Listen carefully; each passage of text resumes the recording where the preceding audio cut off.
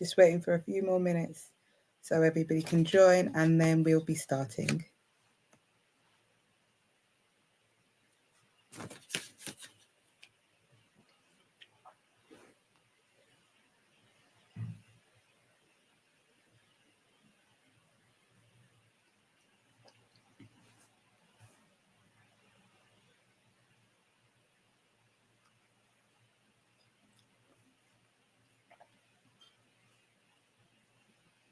Okay, we're going to start now. Good morning, everybody. Welcome to Meet the Heads webinar.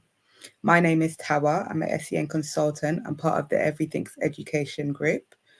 The Meet the Heads was an initiative developed about 6 years ago by Elaine Cunningham Walker. And it's really about building a relationship between parents, schools, and educational establishments, just so that parents have an opportunity to gain an understanding of the education system and also finding the right support, right education for their child. We have a jam-packed session, very powerful session today, filled with lots of gems. There'll be opportunities for you to ask questions, so get your questions ready. You can write them in the chat, or you can send them to us directly by at hello@meettheheads.com. We have coming on some great speakers, and we have, hold on. So we have Awayao Mambwa, the first. We have Chloe Godsell, Jude Omar, Elaine Cunningham Walker, our host, Nana Abba Arthur, Chelsea Compson, Ife Obasa, and James Postle.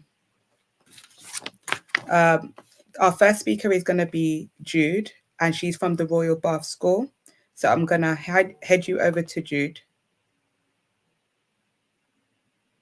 Jude, are you on?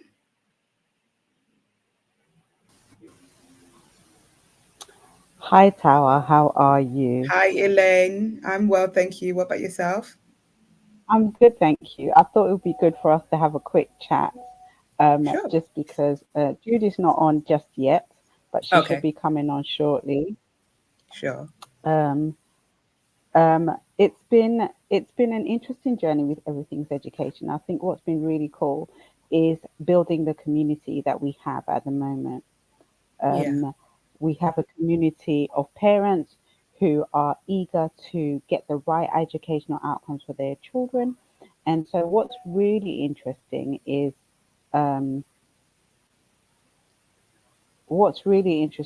is, um, hold on a second. Oh, okay. What's really interesting is having people share their experiences with helping them get into the best educational institutions for their child. And that's really good, having a community, a sense of support. So without much ado, I'm going to hand over to Jude, and I'm going to put her on the stage to talk about Royal Bath School. lovely.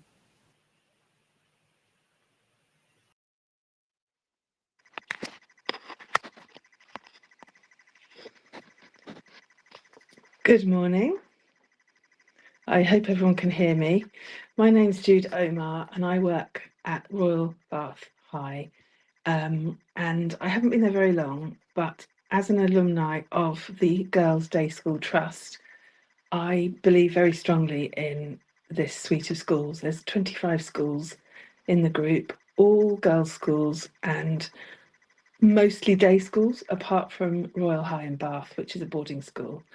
But some of the other day schools do also offer a day experience with a homestay. So if you have families who are keen for that slightly more intimate family feel, then that is also an option. So I came on really to talk about girls' education and girl-only education. I think there is so much research nowadays about how girls and boys learn differently, and something that comes up time and time again is how girls are typically a bit more mature at that age than boys. And so in those early teens, girls flourish when they feel confident to put their hand up, answer a question, stand up in front of a class, knowing that they're not going to get teased or laughed at or made to feel stupid or lesser. So there's a real confidence that is engendered by a girl-only environment. Something that happened this week at Bath, there was a karaoke and public speaking event. So the karaoke was a fun thing to get people trying out different languages. So they had to stand up and sing or recite a poem in another language, but it was done in quite a funny way. And then there was also a public speaking event on serious matters. And the head commented in his blog that in both cases, the amount of support that the girl who was presenting felt from her audience was just so wonderful. And they laughed along at the funny bits and they encouraged at the more serious bits. And the confidence this gives girls to stand up in a room is just second to none. You may know that Elaine Cunningham Walker is a groundbreaker in her industry. She pushes forward and she's able to speak out and explore new methods. She is an old girl of Streatham High School, which is one of the Girls' Day School Trust group. I myself am also an alumni of Portsmouth High School, another member of the group, and there was always the ethos, obviously that was a longer time ago, but there was always the ethos of you can do anything, you can be anything, just try. And I think that was just something so wonderful about the sense that there doesn't have to be any rules, you just need to try.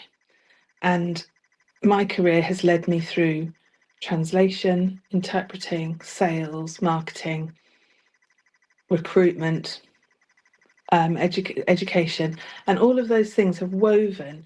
And there are times when, of course, I go into something thinking, do I have the qualifications for this? But what I have got is the confidence that I will find a way. And I do believe that the school gave me that. So why Bath? Well, Bath offers a really safe experience. It's a city, but it's one of the smallest cities in the UK.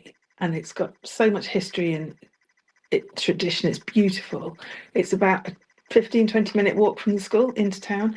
But what's lovely about it is it's a very low crime city, and it's quite a wealthy city in terms of the kind of shops and restaurants you get. So it's very safe for our girls to go into town in pairs or individually when they're older, and we're not concerned about where they're going or anything. And it's really well connected. So you're 20 minutes, half an hour to Bristol Airport, and you're about an hour and a half on the train to London.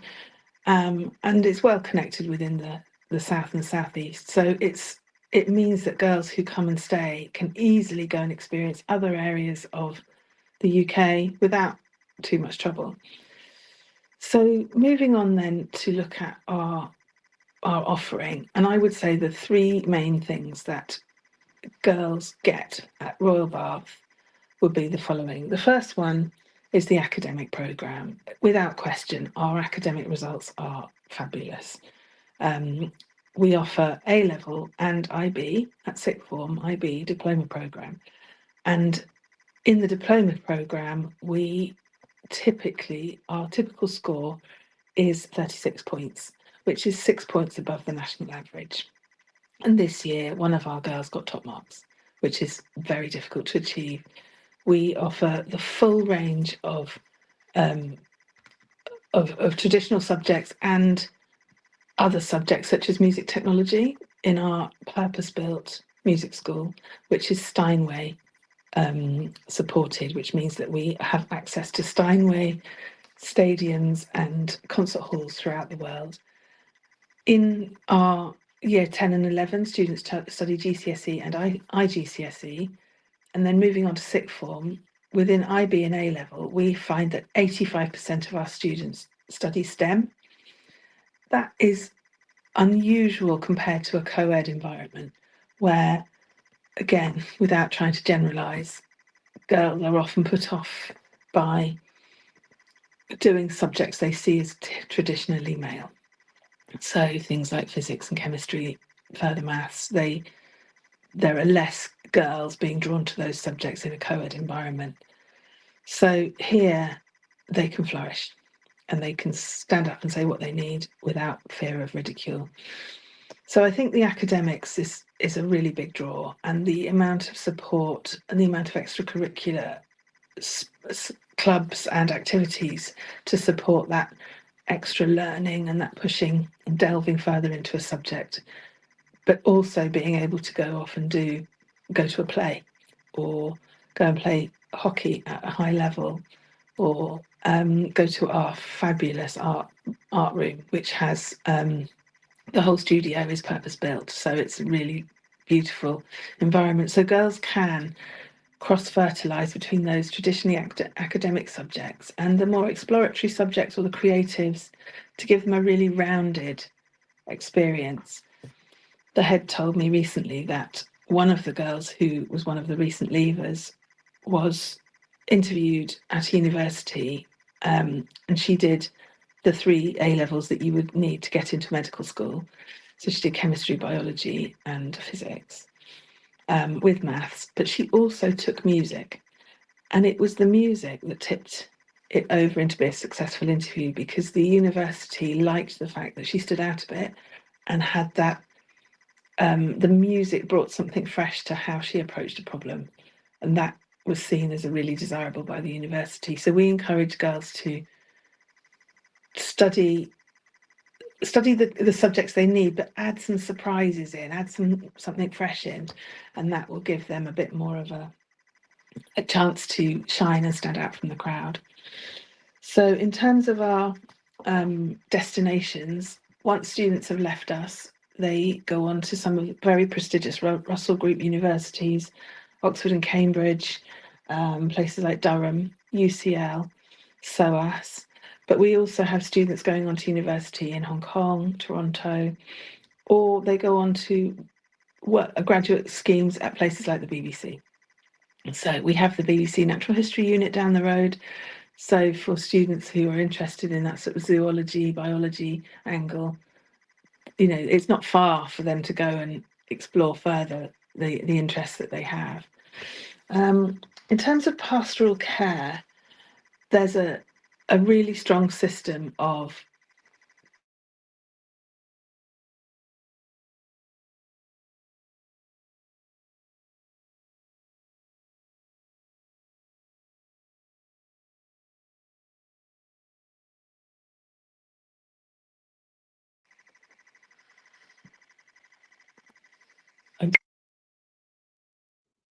me. Hold on one second.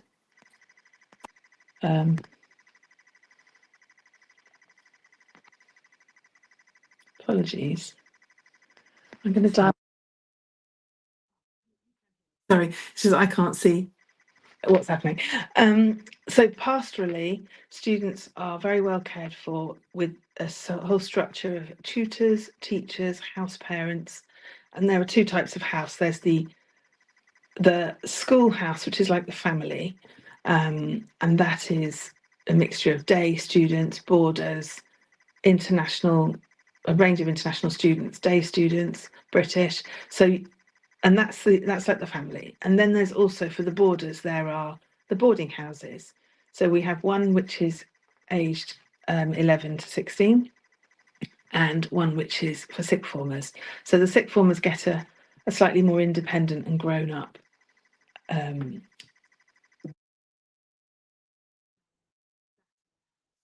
them to be well prepared for university and further study, or to go to work. So they get used to a greater level of independence and responsibility. And then in the lower years, it's very much like a family home. They're beautifully decorated, the boarding houses, in quite a contemporary way, which the girls love. And because they're set up in the eaves, the younger girls have their bedrooms up in the roof space. So it's really nicely done. But what's lovely is there's little steps up and ladders and things. It's a bit like a Harry Potter kind of experience, which obviously goes down a treat with the younger children.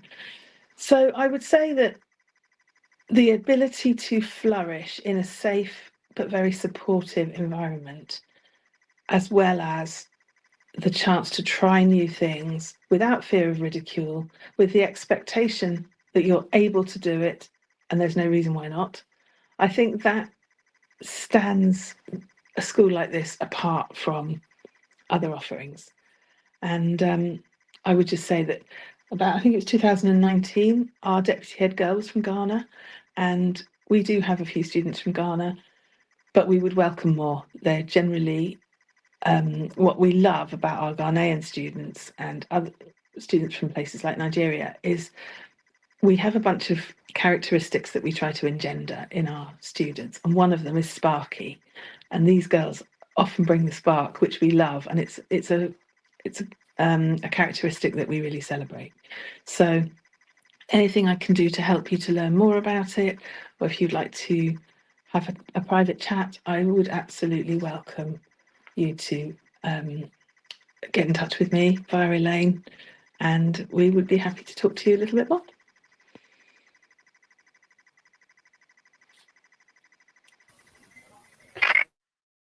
Thank you so much for that, Jude. That was really informative. And we've had a few questions come through. One parent who asked a question in the chat was, what's the best age to start boarding?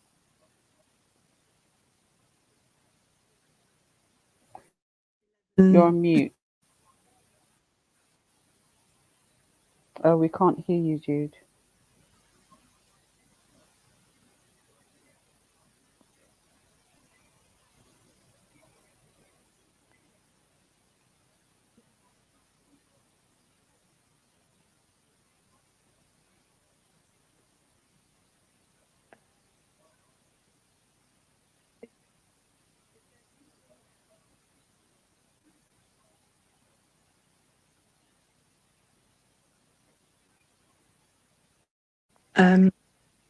Yeah, we can't hear you. Oh, yes, we can hear you now.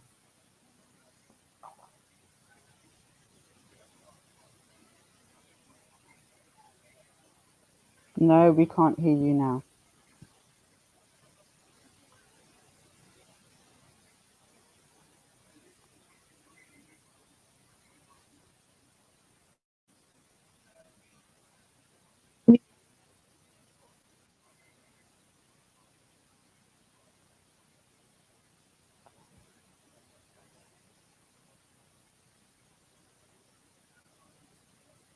Well, she's going to log back in. So during that time, let's just take a quick break. And then we will see. We'll be back shortly. We'll be back shortly.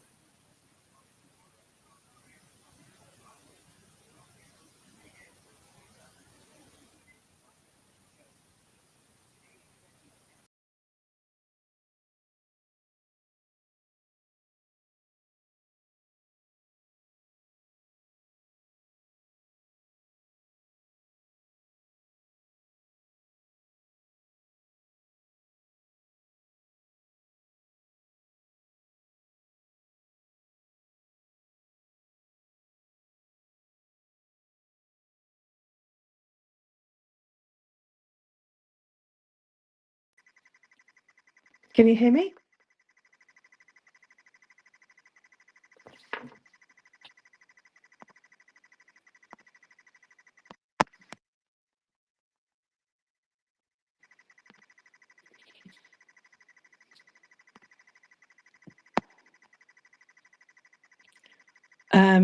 So if you can hear me, I would say the best time to start would be earlier. I would say sort of age 12, or definitely before GCSE. So that would be before year 10.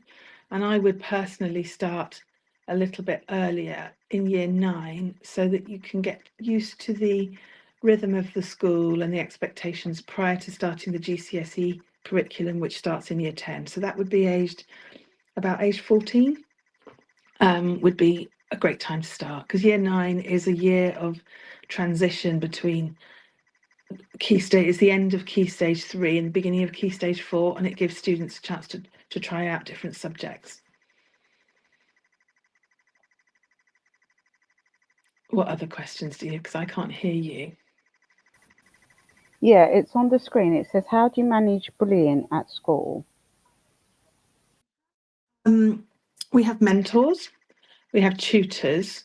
So a student could choose to talk to their mentor, which is another student who has been assigned to them as their kind of special friend within school, or they can go to their tutor, or they can go to their house parent, or they can go to their boarding house mistress, or they can go to a particular teacher. And we have a system called CPOMS, which is a database, and each child has, it's like a hierarchy within the database, so that only people who are concerned with that child, overseeing that child, can see comments. So if I saw a child looking unhappy and I realised there was something wrong, I could put a message on CPOMS and only the staff that were relevant to that child could see it. So it wouldn't be publicly shared. And then the network of staff that look after that particular child in terms of tutors and house parents and safeguarding people, they would all be able to understand what that looks like, and they would then be able to put a plan in place. But kindness is one of the virtues that is celebrated, and there's a lot of focus on how best to speak to people, how your words may have impact. And this is woven into the PSHE curriculum, which touches on all sorts of health and social matters, and bullying and kindness and how people feel is part of that. Does that answer your question? Yes, absolutely. And I think what's really important for us to also ask, I've had a question from a parent saying, how do you make children feel part of the community at Royal Bath?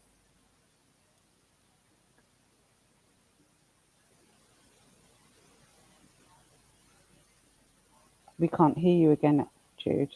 Not sure what's happened.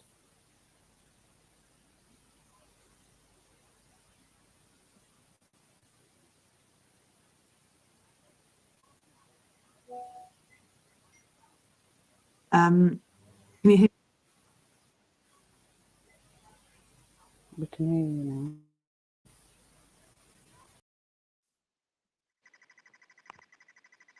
Can you hear me? Okay, hopefully you can hear me. It is dropping in and out. I don't know why, but hopefully you can hear me. We are very focused on international students and how they integrate. So there's a lot of sort of team bonding type things. At the beginning of term, we do a getting to know you kind of activity. So the students will go away for a night, and the younger ones will do something like a team building exercise outside, and they might camp and have marshmallows and light a fire and everything. This time we did a huge treasure hunt around Bath in teams, so that we had the double effect of getting people into teams that they got to know people a bit better, whilst also helping them to know where they were and explore the city, so that they knew the names of certain places that people might refer to, and also they had a bit better picture in their head of what the city looks like and where they are, to give them that chance to feel embedded. We teach 5 different modern languages and 2 ancient languages. So there's a lot of respect for other cultures, other languages, and that is woven into both the academic and the pastoral side of life at at Royal Bath.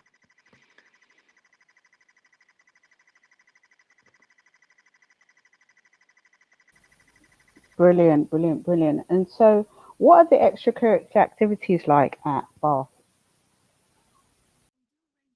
Our curriculum sports are hockey in the autumn term, then netball in the spring term, and then cricket and athletics and swimming in the summer term. But that we also have things like gymnastics and dance. But what we have, which I think is quite unique, is we have a really strong link up with the University of Bath.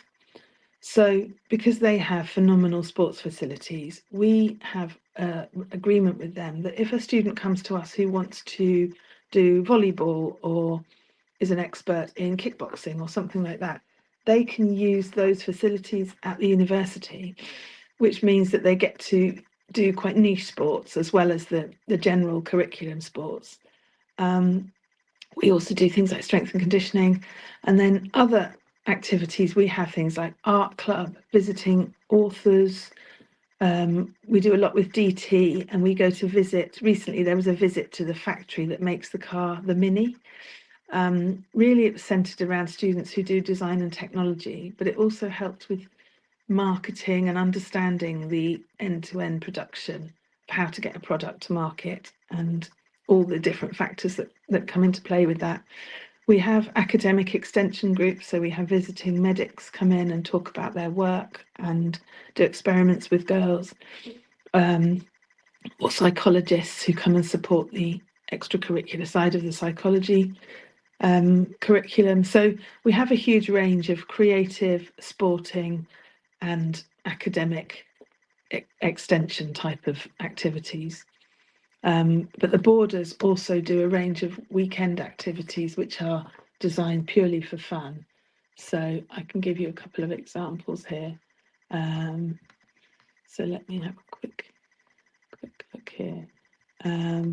So we have, as I said, things like we have beekeeping club, tennis, biology club. We have the Steinway Music School. So even if a student isn't doing music on the curriculum, they can go and learn how to mix tracks and things like that in the very high-end music technology suite. Students can also go off and do activities such as we'll put on things like zorbing, which is a very odd but very fun activity where you roll around in a giant inflatable ball, and kind of it's a bit like something you do at the fun fair. And girls also have some calmer activities, things like they'll go candle making or to a chocolate factory and learn to make their own chocolates.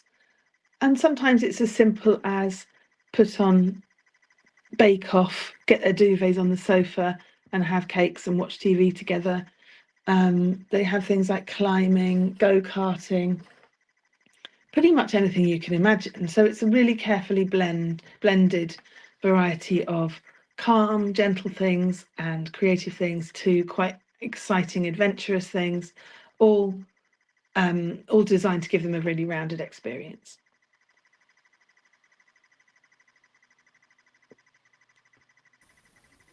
Okay, thank you so much. I think, are there any open days? Can parents look at the school Yes, online? What are the ways? we have an open day coming up, but what I would say is we are always open. So if you wanted to come and look, we would welcome you at any time, and we would put on a bespoke tour for you aimed at the age of your child and also the kind of interest that they have. If then on top of that you wanted to, we could also design a video call if you would like to do that. So the way I would do it is have a WhatsApp video call, and I can actually take you round as if you were with me in person and show you and chat to you as we go round. But you're welcome to come anytime. There is an open day coming up I think it's next weekend, so it's not very far away. So it's the 12th of October, so that's 2 weeks today. So if anyone's around in the UK who'd like to come and visit, we would absolutely welcome you. But if you can't make that and would like something more bespoke, we can also arrange that.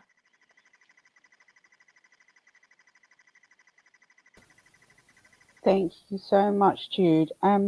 I think that another question that somebody has asked is I think they asked the question about the opportunities for scholarships at the school and bursaries at the school. And obviously, I know the conversation of bursaries has changed because of this extra 20% that's come into the chat. But what kind of bursaries and what kind of scholarships and what does that look like for? I will be honest, I haven't been at the school that long, so the actual value of bursaries I haven't got into. What I do know is that bursaries are traditionally based on financial circumstances. So a form would be completed by the family to identify their financial situation, and that is then evaluated by someone at the trust level, the Girls' Day School Trust, So they have an algorithm that they would check how that family might fit into the bursary criteria. In terms of scholarships, traditionally what happens is the student applies and does papers, exam papers in the subjects that are relevant depending on the age. So at a younger end, they would do maths, English, and possibly a science paper. As they get older, they might do more papers relevant to the type of subjects they're interested in studying. So something like, if they're going to do science, they would be expected to do science papers as well. And their scores in those would dictate whether they got a scholarship or not. So that would be, it's rather than apply for a scholarship, it would be awarded according to the outcome of those papers. For subjects such as music and art, when a student applies, they can say they want to apply for that, and then they would, depending on what it is, go through the application process specifically for that kind of activity, such as they would do a music audition, or they would submit their art portfolio and have an interview with the head of art. Same for sport, they would try out and be evaluated on their physical prowess.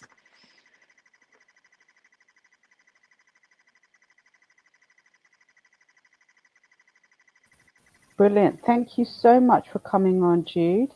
And if anybody wants to get in touch with Royal Bath School as an old girl of the GDST, it's a brilliant opportunity to go to, brilliant opportunity of a school to go to.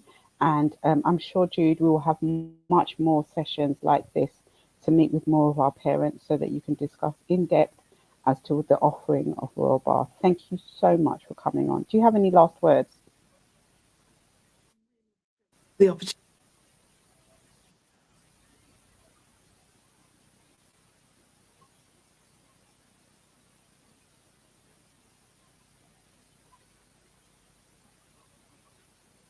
Can't hear you. Can't hear you, Jude. Your sound is terrible.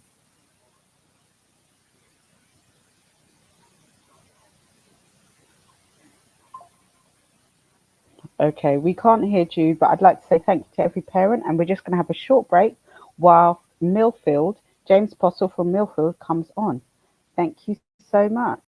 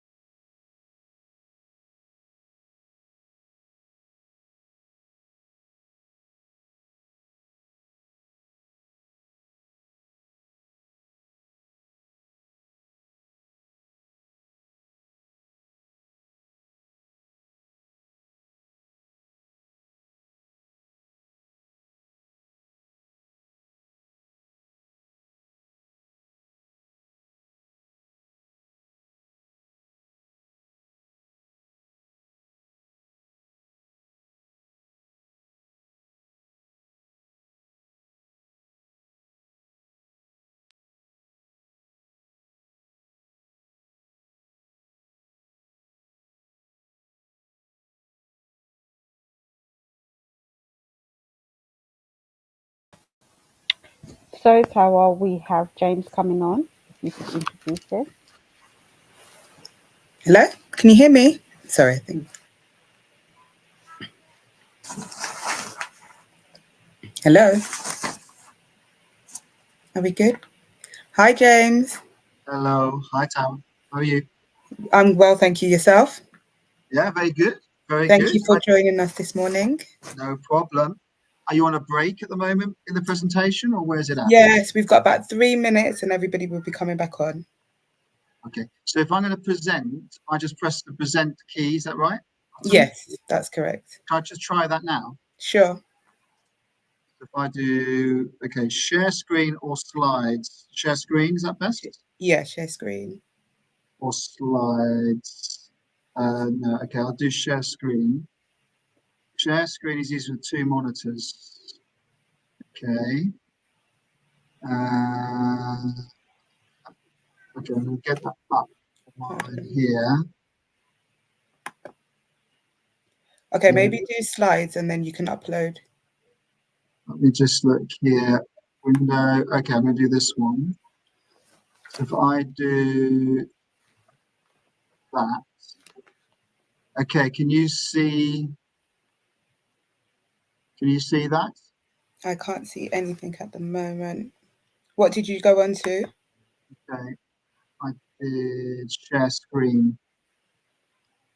Present. Yeah, present. Add file, your computer. I'll just see if I can support PowerPoint and PDF. Upload file.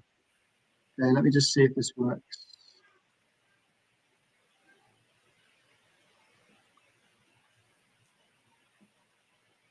Give me a second.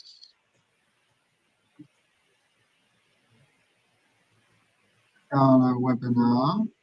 Just wanted to do. This file is in use. Is it allowing you to upload?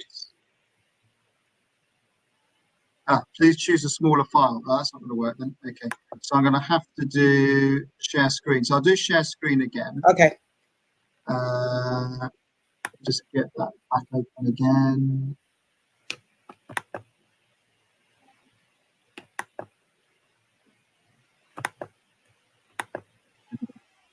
Minimize that. Right. Select tab. Okay, I'm doing that one. Share. Okay, can you see that one now? Yes, it's that next window below. Yeah, you see that?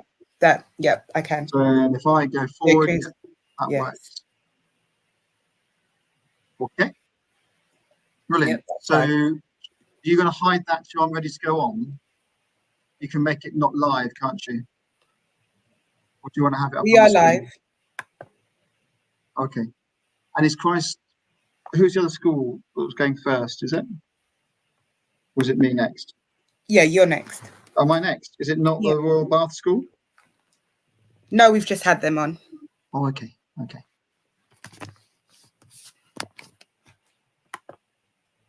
So you are live and we can start now. Okay. Hello. Good morning, everybody. And I hope that you can see the presentation that I've got for you this morning. And my name is James Pottle. And as it says on the screen, I'm Deputy Head, look after the admissions, enrolment and other aspects of Millfield School.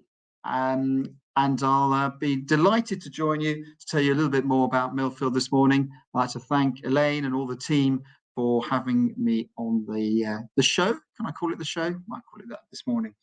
So I'm going to go through some slides and I'll talk to you a bit about Millfield. But first up, what I want to tell you about is my sort of experience with Ghana. We have some wonderful students we've had from Ghana. In fact, I've also been delighted to be in Ghana several times. And as you can see, you might spot Elaine there next to me, who is obviously someone who I now find whenever I'm talking to a family from Ghana, do you know Elaine? And it's amazing how many people do. So I was also lucky enough to be on television in Ghana. I sometimes wonder now if Accra, when I walk down the street, whether everybody's actually recognizing me. They're probably not, but I was on TV and also on Star FM. what a great radio station that is as well. So I've very much enjoyed, and I will be returning to Ghana later in probably early next year with Elaine as well. So a little bit about Millfield School and a bit about us. Millfield has always stemmed from a diverse background. Our first students actually came from India and founded in 1935. So we've always welcomed students from around the world and different places. And I think this comes back to something I will talk more about, which is our full boarding and full boarding mix, which is really, really important in terms of the makeup of Millfield as a school. We're in the southwest, just down below Bath and Bristol. Conveniently placed. It's a lovely sunny day here today. It's been a bit wet the last few days, but it's a lovely sunny day today. And generally speaking, the weather is really nice down here. I firmly believe the best boarding schools in Britain are actually out of the cities. We tend to have day schools in cities. The best boarding, and particularly full boarding schools, are going to be those that are a bit further afield in the countryside. So don't be afraid of travel and distance of going to a boarding school. We've got an amazing transport office. We will get you to and fro the campus, and we can do that by bus, train, on Amazing Travel Office. We're set in beautiful countryside. We've got Millfield Senior School, as you can see there, and Millfield Prep School. And then we've got in the site of Glastonbury Tor. And if you add all of our campuses together, we're actually bigger than Monaco. Now, Monaco is not a huge country, but it is about 490 acres. We're over 500 acres. So we're very much a very large school and situation, but spread in a beautiful area. And Glastonbury Tor is a lovely backdrop. And Glastonbury Festival is about 7 miles just further across from where the Tor is there.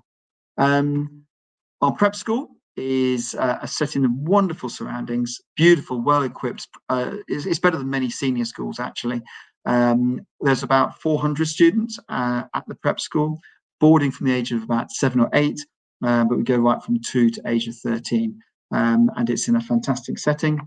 Millfield itself, the senior school, was the largest co-ed boarding school in the UK, 1,300 students, aged 13 to 18.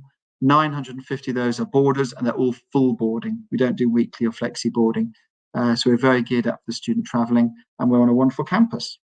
There's an idea of some of our boarding houses, which are, for the most part, quite modern, well equipped, and houses of around about 60 boys or girls in each house. And we also have some country houses where they're a bit further off site, and it's basically like a mansion. This is in great grounds, and the boys in this house, really enjoy being in those locations. But I'm going to play a video. I hope you can hear the sound.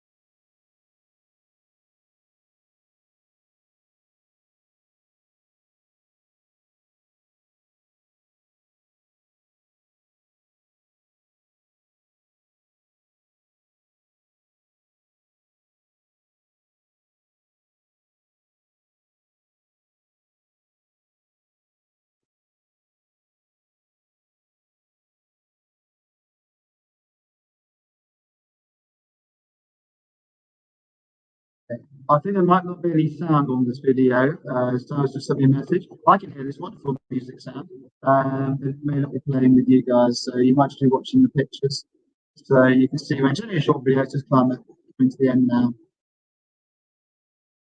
So I'll give you a bit of a flavour of the school, and there was just some nice music that was playing over the background of that. So give you a bit of idea of the context of the school. So as I said, founded in 1935, our first students came from India. So we've always had that background of internationalism of where our students come from. We are, as I said, several times now, full boarding school. Our students come from 70 different countries. We're really wide, really diverse in where our students come from. 80% British across the whole school, 20% international from those 70 countries. But out of our British intake, around about 20% are expats. So we have 250 British families who get on a plane to come to us, 250 international. So we're very geared up for those people who are traveling. And our diversity, where people come from around the world, you can see, is very broad. The Union Jack is obviously British families living overseas, and the green side are those who are nationals in this country. And we have around about, I'd say Kenyans, probably our biggest nationality group. We're about 35 Kenyan students. Indian, about 28, Thai, about 24, Chinese, about 25. No nationality dominates, really wide ranging. A lot from the Caribbean growing. And Ghana, long links, with some wonderful families that we currently have. And we've probably got around about a smaller group, maybe about sort of 5 to 6 from Ghana. Japan, the same, about sort of 5 to 10 in those sort of numbers. But we like the diversity. Good boy joining from Namibia this year. That was the first Namibian boy that we've had who's come to us as well. So really wide ranging. So we have an outstanding International Students Association and EAL department. We're very good at helping integrate people from a sort of different countries and different backgrounds. We've worked really hard on this in the last year or two, and particularly this term, we've introduced subtitles before assemblies, not for people to understand necessarily English, but to understand some of the translation of strange words we use in boarding schools. Things like exeats, which are leave weekends, prep, which is homework, tuck, which is like snacks and sweets. So we're aware that we use words that can be quite confusing to students when they first arrive. They're getting this whole new vocabulary, and we want to be able to help them integrate and understand that. So our EL department and our International Society have been really making sure we welcome students who are coming from different backgrounds and get them ready for a future which will be very much wide-ranging. We have 22,000 OMs, former students. In year 9, we have houses together where they're based. It's called 9 at Millfield. It's a curriculum as a basis. And typically we have, sets between 8 and 14 students. 12 is the average. And that's right across the whole school. So you tend to do all the subjects in year 9. In year 10, we take 28 GCSEs, do 2 or 3 BTEC courses, introducing a new one called PQ Baccalaureate, which is like a forerunner of the EQ, Extended Project Qualification, EPQ, that we do at sixth form. And we do 26 different A-level courses as well. And we can't quite read, because I think my picture might be just blocking it, is SAT preparation, that bottom one there. We have around about 20% of our leavers go on to American universities. And in fact, we've worked out a statistic that of those who have gone to US universities on a sort of sporting or other scholarship, Millfield's making up about 12%, all of those from Britain who are going to the US. So we're very much a place where people can come to. So that's SAT. That's the courses you'll take for your American university. Thank you for taking me off the screen. You can put me back on again now if you like to. Grades obviously are important. We are a school. Academically is the most important reason to come to Millfield. And we're bigger than other schools. It takes a bit of explaining of this. But if you look at our top 100 students in a year group, we get 94% A star to B, which is enormous. A star to A, 65%, very, very high. We match up with any highly selective day London school. But we're bigger. We have year groups of up to 250, 300. So taken as a whole, it might seem as if our academic grades are a little bit lower, but that's because we're a broader range. The top 100 do amazingly well, top 200 do well. There'll be some we knew might struggle a little bit when they came in the school, and we band and set accordingly. They would take equivalent subjects. So, our grades are strong. And as I mentioned about destinations, where our leavers go to, that was 2023 leavers. We'll work on the 2024 ones. I need to update that slide. But you can see they go to top schools and US universities growing as well.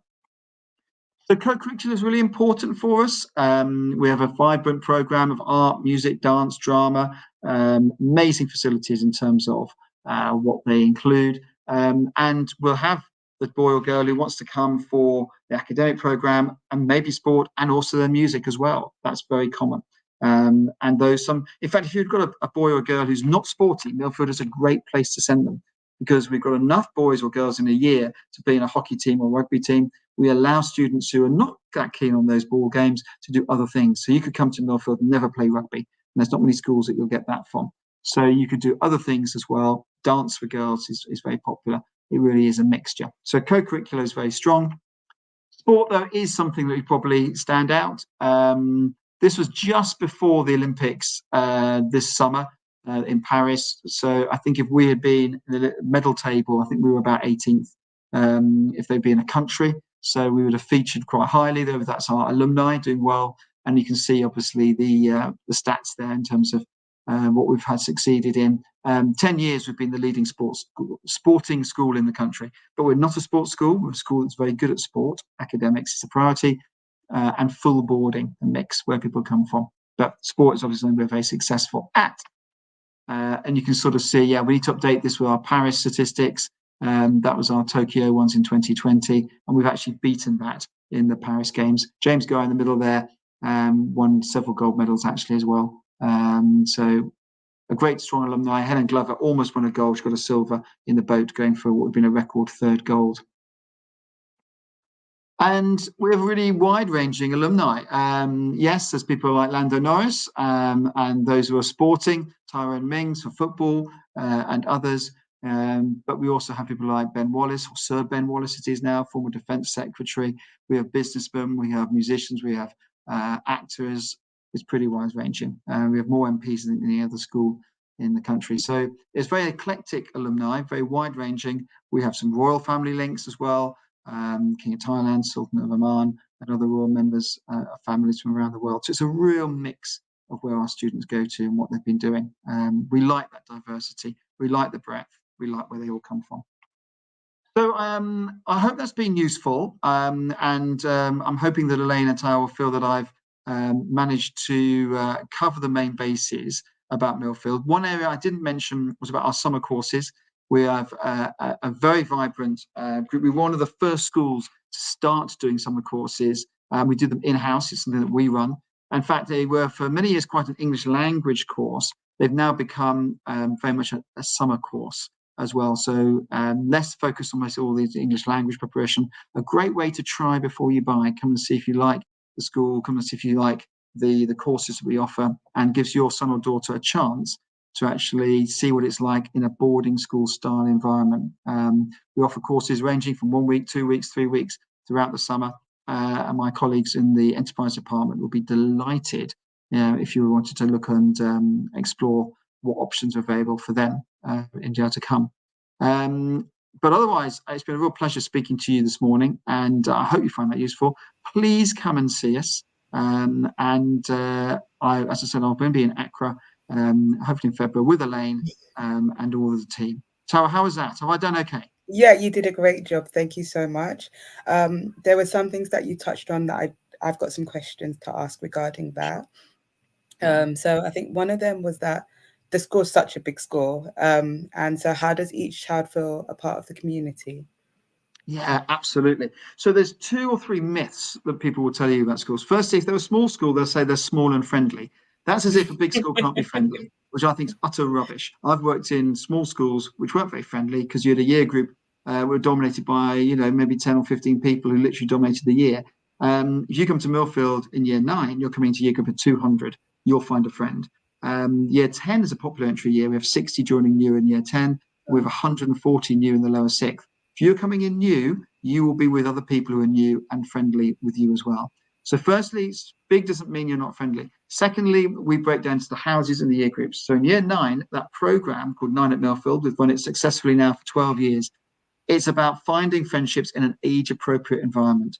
So you're able to make friends with people in a context and a situation that we encourage. So at the end of the first week, everyone in year 9 went on a camp, and they all put up tents, and they all had to, do activities. And it's about bringing you together in your house groups, in your year groups, and your tutor groups, with a lot of adult presence, because we want more adults, more eyes on at that age. You don't want just older students always left to look after you. You want to make sure you've got the right sort of setting in. So they get to make friends right across the year group in year 9. So there were 6 who did the same and took more of them on camp as well. So they get a sort of bonding experience where they go to. But it's about making friendships, forming links, but it breaks down into the house group and in the tutor group and your classroom. You can't hide in a class of 12. Our teachers know people very well. Some classes are as small as 9, 10.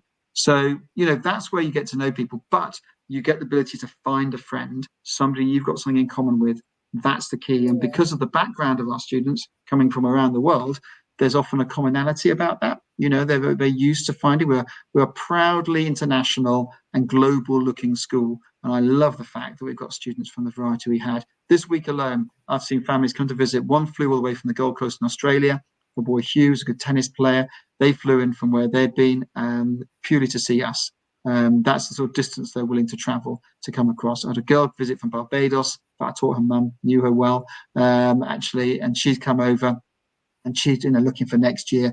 But a top family from Thailand who already got another 2 family friends who are here. And so we've got long links with Thailand where they've come from, and a British family from Singapore who are again looking for that expat lifestyle. And that's just this week and the last couple of days I can think of. So it's very common for us to have families like that. Okay. I know you have you need like a golf course to kind of transition around the school. How does this impact the students and just going back and forth to different locations around the school? Yeah, absolutely. So first up, the academic buildings are actually all in one area that's quite together. Okay. So, we're not, it's only going to take you maximum 4 minutes to walk from one academic building to another where they tend to be. So you might look and think, oh my goodness, it's size of Monaco. But what that means is you've got 1,300 students on campus, they're not scrammed on top of each other. Yeah. So you've got space, you've got the chance. Yes, they walk up from their boarding houses in the morning or come into the school, and then they're going to go from classroom to dining room. But we can inhabit this space in a lovely, large, green, safe, healthy setting. Streets of a little town nearby. There's nothing too exciting that goes on. That's a great place to send your daughter or son boarding. We've got some shopping, Clark's Village, the Clark's family, Clark's Shoes. That's where we came from as a background. This is what their site was. So, we very much know the campus and feel. They get used to it. What seems large to begin with, very quickly to grow into. Okay. I think a parent asked, what's the average class size? Did you say there was 12 in a class? 12 is average right across the whole school. Yeah, average 12, nice. No more than 14. We have some very small classrooms that can only hold 14 or 15 maximum. So we adhere to that. So yeah, we're a big school, but we're a small school in terms of setting and size and number where people come from. So, that comes back to the range. The other thing is that I'll just mention this, that if you've got a school of maybe 500, 600, 700 kids, every extra pound that goes back in, as we're all charities, all the money goes into our schools. We're not for profit. When you're a school of 1,000 or 1,300, every extra pound that goes in is going into the quality is that much better. So most schools have the same sort of bills and costs of what they have. So you're going to find they need a certain number of gardeners, groundsmen, chefs, marketing people, finance people. And then we can do that on scale that allows us to that every other person that comes in it's the food is a bit better because we can invest more in the food, more in the coaching. The biggest difference with Millfield from other schools is the coaching and support we give to our kids. So it's the smaller classes, more adult attention, more coaching. Many schools would be like me, a history teacher who runs out at lunchtime and opens up the golf shed for 20 minutes and has to run back in for his lessons. We don't have that. We have 2 dedicated golf professionals who are there from 7 in the morning until 7 at night, and they fit in the activities around the teaching that goes on. So the kids aren't missing teaching and are not being pulled in that direction. So they're the differences. And that happens in lots of sports, lots of music, dance, drama. These are dedicated coaches. And that's the difference between us and other schools. Well, that brings me on to my next question, because I was going to say, how do you kind of support the well-being of each child? Because obviously it's a big school. But then I guess touching on that, you have other people that can help support in different areas, I guess. Exactly. So you take year 9 as our program. You've got in a boarding house of maybe 50 boys, you're going to have the housemaster, 3 assistants who are living in residence. You've got matron, you've got group tutors going in groups of 12. They come and do duties. So you're resourcing. So it's heavily resourced. You've got a full-time counsellor. We've got the medical centre on tap. You've got people they can go and turn to and talk to. But there's just more adults who've got more time. Because one of the things in a lot of schools, people are really busy. If you're running a boarding house of 60 boys, and it's just you, it's hard. We just invest more people because we're bigger and therefore we have more surplus to invest back in the school to employ more people. And that is the key difference on a bigger school versus a smaller school. We know the kids really well because we've got more adults looking at more people. The pupil teach ratio is about 1 to 7. That's what it works out across all the schools. And you'll find a small school might be running on a shoestring. and that there's one very harassed person trying to look after 60 people. In a bigger school, you don't have that. As a SEN consultant, SEN is very close to my heart. And so I just wanted to ask, what are the provisions that you make for children that learn differently? Absolutely. We've always been accepting of neurodiversity. One of our very earliest, apart from the 6 Indian princes who came over, that's our starting point, was that one of the early days, it was just after the war, the Prime Minister of the UK, Clement Attlee, I'm expecting you all to know Clement Attlee, but he was quite a famous Labour Prime Minister, set up the NHS, and his son had word blindness, as it was called in those days, which was dyslexia, as we would now know. And Boss Mayor Jack Mayer, who's the first head, he was really interested in people who thought differently. And he would look and say, your boy's clever. He's a bright boy. We just need to teach him differently. So we've always been one of the forerunners of developing and accepting and looking at ways in which we would help students who are neurodiverse. And the bright dyslexic from here has always been something that we've celebrated. There is a link, bizarrely, between sport and dyslexia. You know, some very able sports people have that. It's almost like, you know, I don't know how it falls in this way, but it's often a sort of feature. So we've had those who have really struggled with the written word, but they excel in other areas of life. And what we're about is giving their confidence. So you're not being ever putting people down, making sure that they're not going to be focusing on their sort of confidence. You don't want people leaving thinking, oh, I'm useless. Sure. So it's about building people up. There's a boy who's just doing a tour this morning, the family, George. I remember interviewing him, quite heavily dyslexic in his school he was at. He's turned his most pleasant, polite, charming, you know, he's got so many other skills and qualities to him. And we've got the right courses and the right support to have got him through. He's doing now 3 A-levels, which would probably be thought about of what he was doing. So small classes, really knowing people. Okay.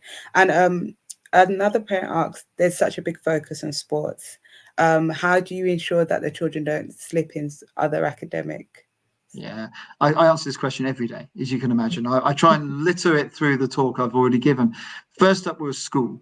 That is number one. People got amazed when I actually talk about academics for about the first, 40 minutes in a meeting. And they're like, well, you mentioned about sport. No, because the academics is what you're going to get in on. So we're going to assess you. We're going to mark, that's the key part. Have we got a program that's right for you? Now, what we're not about is saying, so like George, and saying, oh, George, your CAT score's a little bit low. Your verbal reasoning's a little bit low. We're not going to take you. We're not that sort of school.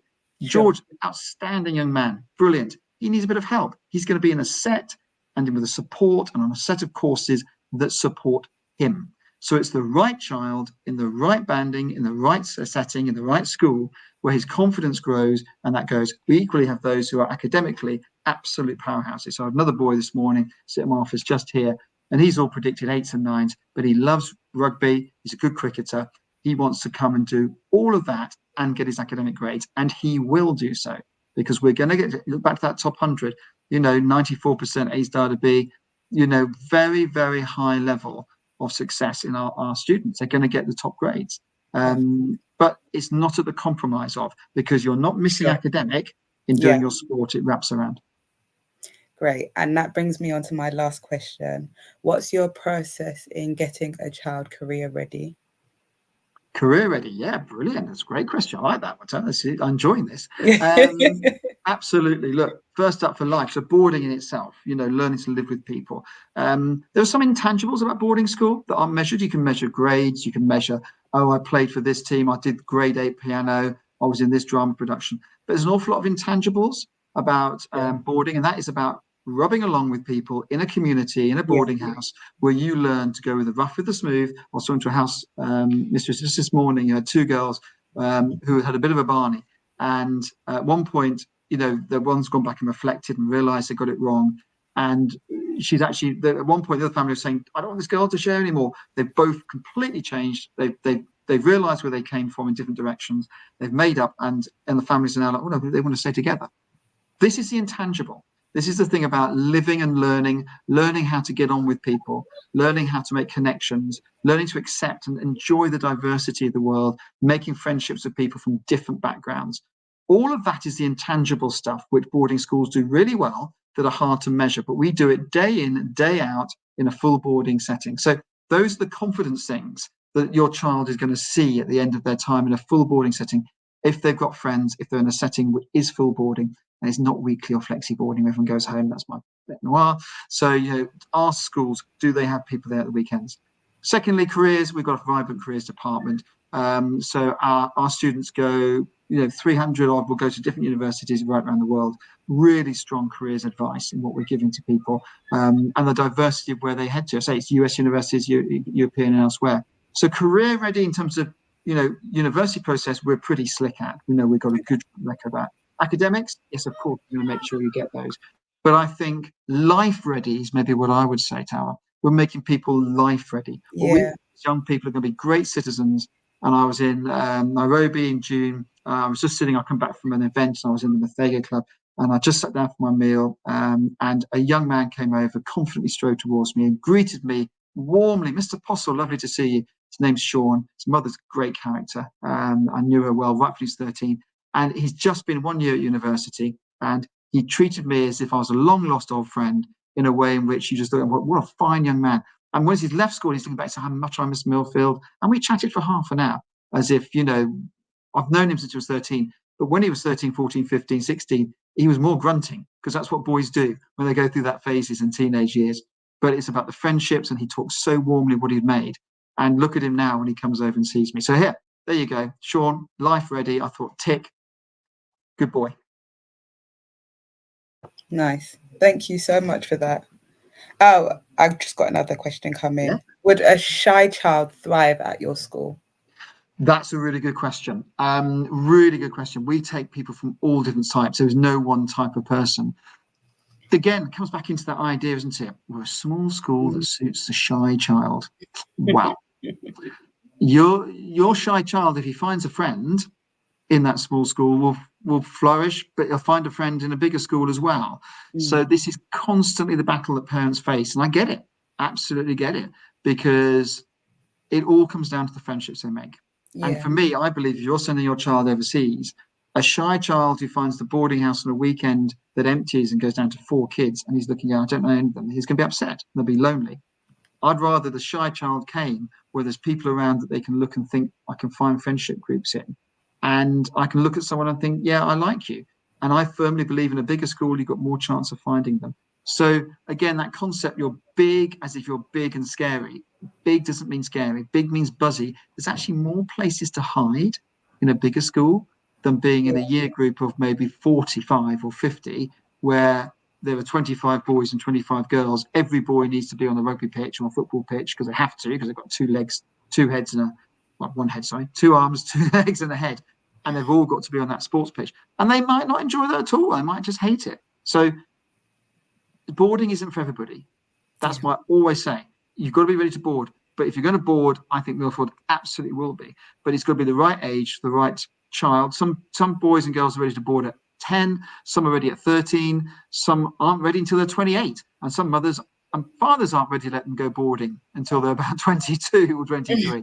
So it's got to be right for the whole family. It's got to be on the right journey. Okay, that's really important. But yeah, of course, a shy child will thrive. Okay. James, sorry, I can't let you go. I've still got questions coming in. Yeah, that's fine. Keep them coming in. Okay. More. So what university do children go to in the US? Right, I've got here, I'm not going to go, don't worry, I'm going to my table. I'm going to hold this up. Okay, I don't know if everyone can see. So this is a diagram, it's on our website, and it is a list of all the universities that our students are currently studying at in America. Okay, so that is all of them there, and you can look at those in depth on the website. But in essence, you've got everywhere from Harvard. I'll zoom in a bit to back to the East Coast, so you can see. I'll go this way. So you can see there's East Coast, got Harvard, Yale, MIT, got a girl who was the strongest maths Olympiad in the world, Yuka. She's absolutely stunning. She came as a swimmer and she's a great mathematician. She turned down Cambridge, turned down Harvard. She's at MIT. So you can see there, you've got a wide range, and we win a lot of US scholarships. So do look on the website, www.millfieldschool.com. Okay, search for university admissions, and you'll see a more detailed version of that. Under university admissions? Yeah, look under careers or whatever. If you just Google Millfield universities, it'll probably use this. Who looks at www. They don't type that in. But there is that. that is available, and have a good look at all the universities we go to. As I said, we're an SAT centre, dedicated US career staff. It's a growth area. Okay, great. I think, did you say that intake was from the age of 2? Can be, yeah, for our prep school, For absolutely. your prep Yeah, school, yeah. yeah, Okay, prep school goes right through. Yeah. right through. Okay, and do you offer any scholarships? Yes, we do. There's scholarship entry into the prep school, and also to senior school in year 9 and lower 6th. And scholarships are worth 10% concession on fees. And they are in academic, art, music, dance, drama, sport, etc. Again, on the website, lots of details about those. Means testing is used for anything on top of the 10%, so it'd be a bursary form on top of that. Okay. And regarding university, what the universities that your students go to? I know you said you had affiliations with SOAS and a few of the other universities. Is that correct? Did you mention that? Sorry, was that no, or was that? I'm not sure. So I'm probably mixing it up with Jude's. But what university? Yeah, what universities do your students kind of go on to? So again, that was the US one I showed you. There is a similar version for the UK. Okay, I won't run over and get the same slideshow, but there is one that has all the British universities on as well. So again, on there, and it's got a destination. It's on my table just there. I can see Delina's got a question as well, Tara. Yes. Do you have EXIAT weekend? Yeah, I'm keen to answer this one. So a lot of schools, okay, they do a lot of these EXIAT leave weekends. And what that in fact means is every 3 weeks or so, the whole school closes. Now, that's great if you live in Surrey. But what do you do if you don't and you've got to be further away and overseas? So we don't really do one. We had 3 weeks and we wanted everybody in for those first 3 weeks. So it's not like go home after the first weekend. We want everybody in, make friends, bond, and then everyone gets a break. That's the only fixed EXIAT we have in the whole year. The rest of the time, they can do 3 floating ones if they wish. And that's really important because for a lot of international families, they don't want to have to go off to Guardians in 3 weeks. Where do they go? Where are they going? What are they doing? Family, wherever. So many of our students will choose to stay in school because they've got their friends here, they've got their bedroom here, and they've got their games here, and they've got their food and everything's here. So we don't do lots of EXIATs. That's, again, partly because of our full boarding nature, which, again, I just plead, scratch beneath the surface. How many boys or girls are there in a boarding house on a Saturday night, on a Sunday morning? A lot of schools empty. Yeah. Okay. What is an ideal student for Millfield? That's a hard one. I love it. I love those questions. Firstly, it's got to be someone who wants to come. Unashamedly wants to come. So it's the first question. I'll into a secret, okay? Because I like you, Zara, and Elaine is also one of our favourite people, and I like all the people who are out there listening. I'm sure they'll be fantastic. So I'm going to let you do a little secret. The first question we ask on an interview, the first question is, why do you want to come to Millfield? That's the number one question. And what I want to hear, and I hear 99% of the time, is it's actually the boy or girl's idea. They're the ones often leading the conversation, especially as they're a bit older, and they'll be saying, I want to come. I'm the reason. I like this. I like what you do there. And I had parents this morning, again, who were almost like saying, they've brought me here. You know, they're actually leading that. So the ideal student is someone who wants to be at your school. And if they're leading that and coming with a, I really want to be there, that is what we've got. And do you know what? I think 90% of our students are in that position. They're the ones that have wanted to be there. So the ideal student is someone who's busy.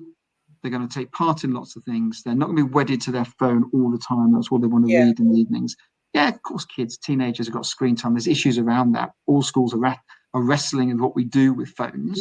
And we've got a no phone zone around our academic buildings now, and, you know, in work hours. And, you know, we're trying to limit screen time. But what we're generally going to have is boys and girls who want to go out and play sport, music, dance, drama, and be busy and active young people. And, you know, I'd say if we've got people with those interests and who are keen to come and be sociable with others and accept they're living in a community, because community living isn't for everybody always, but you learn an awful lot. And some people actually come through saying, gosh, this has really benefited me. So I didn't realize it would do. So yeah, make sure they want to come.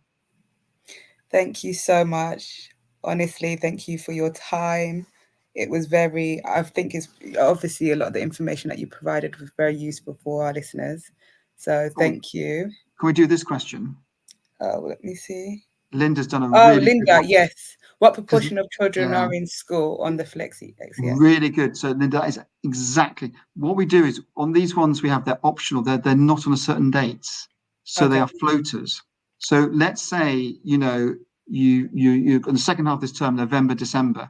Let's say Great Auntie Winifred is over, and the family say, "Can Auntie Winifred see you on this Saturday and then the following Sunday or something like that?" You might do a little bit, we'll pop out both weekends and then not go out again at all. So it's less about, I would say when you look at the school of 950 full boarders, we're going to have at least 700 in, 800 in every weekend. Yeah. Okay. It might go up and down a little bit in time, but those ones on those sort of like, they flex around, but we're never emptying.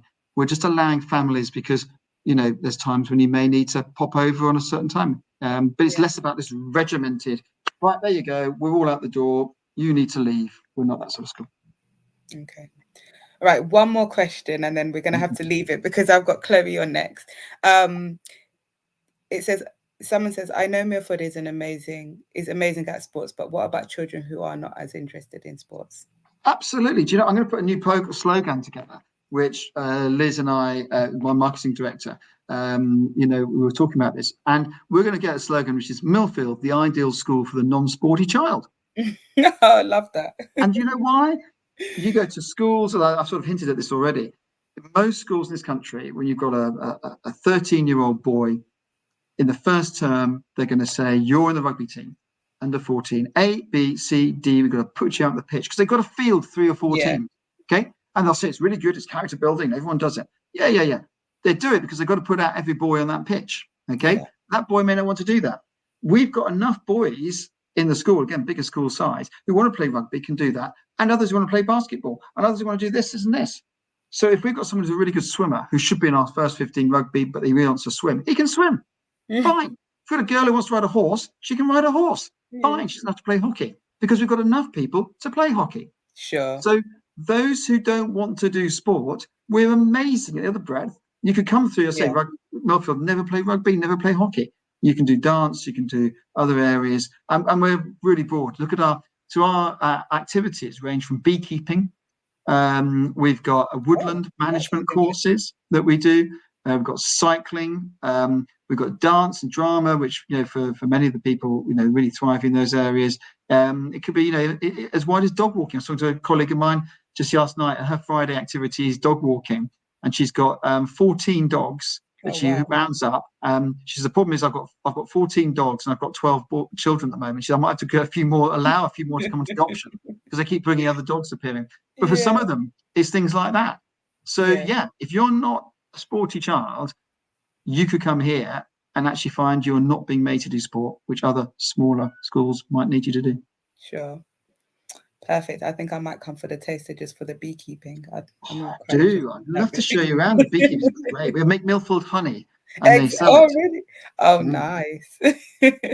Thank you so much, James. Thank you for your time. And we hope to speak with you again at some point. Would love to. Yeah, absolutely. Beryl, just email me. I'll answer your question. So no problem at all. All right. Sorry, thanks Beryl, for your time. Question, but email. Thank you. Take care then. Bye-bye. Bye. Okay, so now we've got Chloe, and she is from Crimson Education, and she's going to talk to us about access to university. Hello, Chloe. Hello. Good Sorry afternoon. about that. I know you waited to get on, but I was in raptures. I loved it. Fascinating. I was sitting here sort of smiling away, nodding. Pleasure to be here. Thank you for having me. Right. So I'm just going to share my presentation. Just a moment. See if this will. Hopefully this will work. Okay, can you see this? Just to confirm, I'm hoping everyone can see this. Let me just hopefully Elaine can confirm that you can see this. but I will press on. It's a pleasure to be here with you all today, wherever you're dialing in from. My name is Chloe, and I work at Crimson Education. We are the world's leading university admissions support network, focused on helping bright young things get into world-leading universities. So I'm going to spend the next half hour or so talking to you about specifically the UK and the US university landscapes, what admissions officers are looking for, and how to navigate the application process. Be very happy to answer any questions you might have as we go along. So just to briefly say a few words about who I am. So I've worked at Crimson for nearly 8 years now and spent about 12 years working in education consultancy more broadly in the UK. So very long time in this market, which is wonderful. It's very exciting. And I'm sure Elaine won't mind me saying, but we've known each other, I think, pretty much all of that time. So it's a true thrill to be here today to share a little bit about our expertise and what we do here at Crimson Education. So at the moment, I look after partnerships for the European region, which means I work very, very closely with schools and businesses as well, looking to help increasing numbers of families secure support for accessing these top-ranking, highly competitive universities. So a little bit about Crimson's track record. What we get up to behind every number here, of course, is an incredibly unique, well-rounded student. We have amassed over the course of the last decade phenomenal results in sort of helping students gain offers to world-leading universities like Oxbridge, of course, the Ivy League. Just this last spring, we surpassed 1,000 offers for Harvard University with an admissions rate of 3.5%. So statistics we are very, very proud of, and I'll be sort of talking you through the mechanisms behind the scenes, and importantly, how it is that we support students a little bit later. But if you have a child, whether or not they are likely to be targeting a university of this calibre or not, if you have a child that is ambitious and focused, we would certainly be able to support them. So one of the sort of most important things to know about Crimson Education is that we are global. So we have about 25 offices worldwide, and our approach uniquely holistic. I say this a lot, but it couldn't be truer. It's as true now as it was 13 years ago when we were founded. The reason why we have the success that we do is because we provide support across the admissions process with developing candidacy of all sorts. So academic candidacy, extracurricular, the development of personal qualities of the sort that are required for success throughout the process. Starting early is absolutely central to what we do. So of course, we support a lot of students who are quite late to the process, but increasingly we are finding parents coming to us earlier because they recognise the importance of early preparation.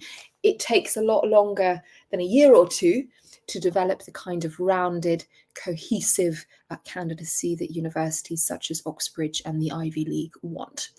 It is a very long commitment. So the earlier you're starting this process and educating yourself, the better. So I'm going to tell you a little bit more about our mentors later, so who it is that's actually delivering the work with our students on the front line. But as a result of this approach and the most incredible people that we work with, our students are at least 4 times as likely to get into their target university with our support than without. So up on the left-hand side here is our founder, Jamie Beaton, quite a big name in international education. Started the company from his living room in New Zealand back in 2013 and is still at the helm of the organisation today with, I think we're close to 1,000 members of staff, many offices around the world, and of course the development of an increasing range of very exciting services for families like yours. So I'm going to be zipping through the UK, the US university landscapes and the admissions processes. And then I'm hoping we'll have a little bit of time for questions at the end. So this is a really nice place to start. We're very data driven here at Crimson. And one of the most important things to realise, I think, with both the UK and the US is where the admissions rates are sitting year on year. So what you can see here is that the general admissions rates for the last year to the likes of Harvard, Columbia, UPenn, Oxbridge, of course, have remained, will continue to remain extremely low. Of course, the US is more competitive than the UK, but still, you know, a 17 to 20% chance of getting in to Oxford or Cambridge is a challenge, undoubtedly, even more so in the US. And then, of course, with support, your chances of admission are going to increase exponentially. So what you can see in the middle column there are the rates of admission for our students. So compared with those applying from the general population without support versus those with the help of Crimson and our teams. So it does pay dividends. Investing in the right support, if you are aiming high, is a very, very wise decision because your child's chance of getting in could be as much as 6-7 times greater. So it's sort of with this in mind, this level of competition, that we will dive in and take a look at some of the distinguishing features of top UK and US universities. So I could spend all day talking about the different features of both landscapes, but in overview, here are sort of some of the main takeaways. One of the most compelling features of the UK, certainly of some of the top universities, is the tutorial system. The very academically orientated, singular focus of the educational experience with a very clear academic pathway from the beginning. If you are applying to the UK, you are applying to be a student of one subject, typically, possibly two maximum, and that becomes your focus for the entirety of your degree. And therefore, it is the sort of system that will really appeal to students with a clear focus from, you know, a relatively early stage. Those that perhaps have a very clear strength or passion in one area, and that's what they know they want to do. By contrast, the US follows the liberal arts curriculum, which I'm sure some of you have heard of, intentionally very broad and flexible mode of study in which students will engage with a variety of different subjects right up until the end of their second year when they would specify their major. So, of course, this is a system that's going to really suit students who are well-rounded, those who have gifts in many different academic disciplines.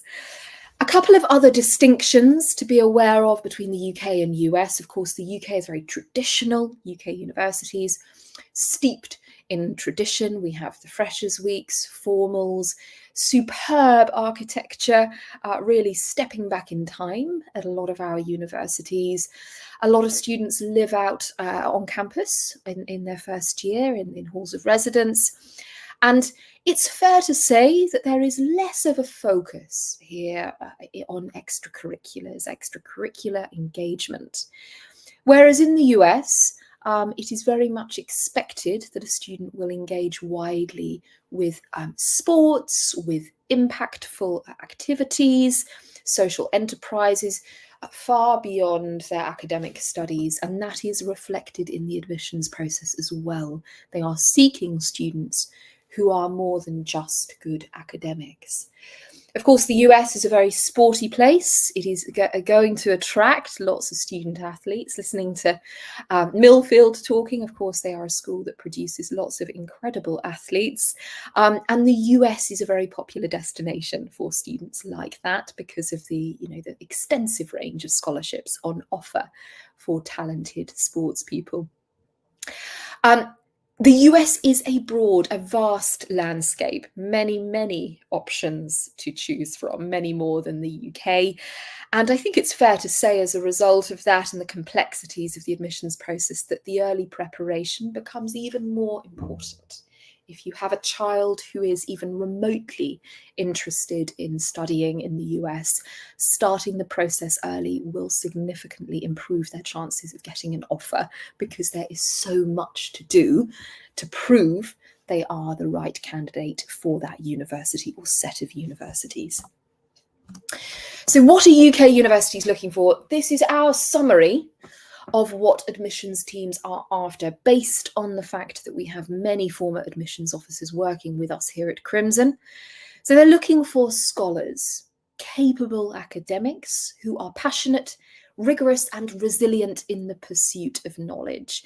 So what we're sort of hinting at here is that you must be sort of textbook smart, for sure, especially for the top ranking universities, but there must also be what we call academic character.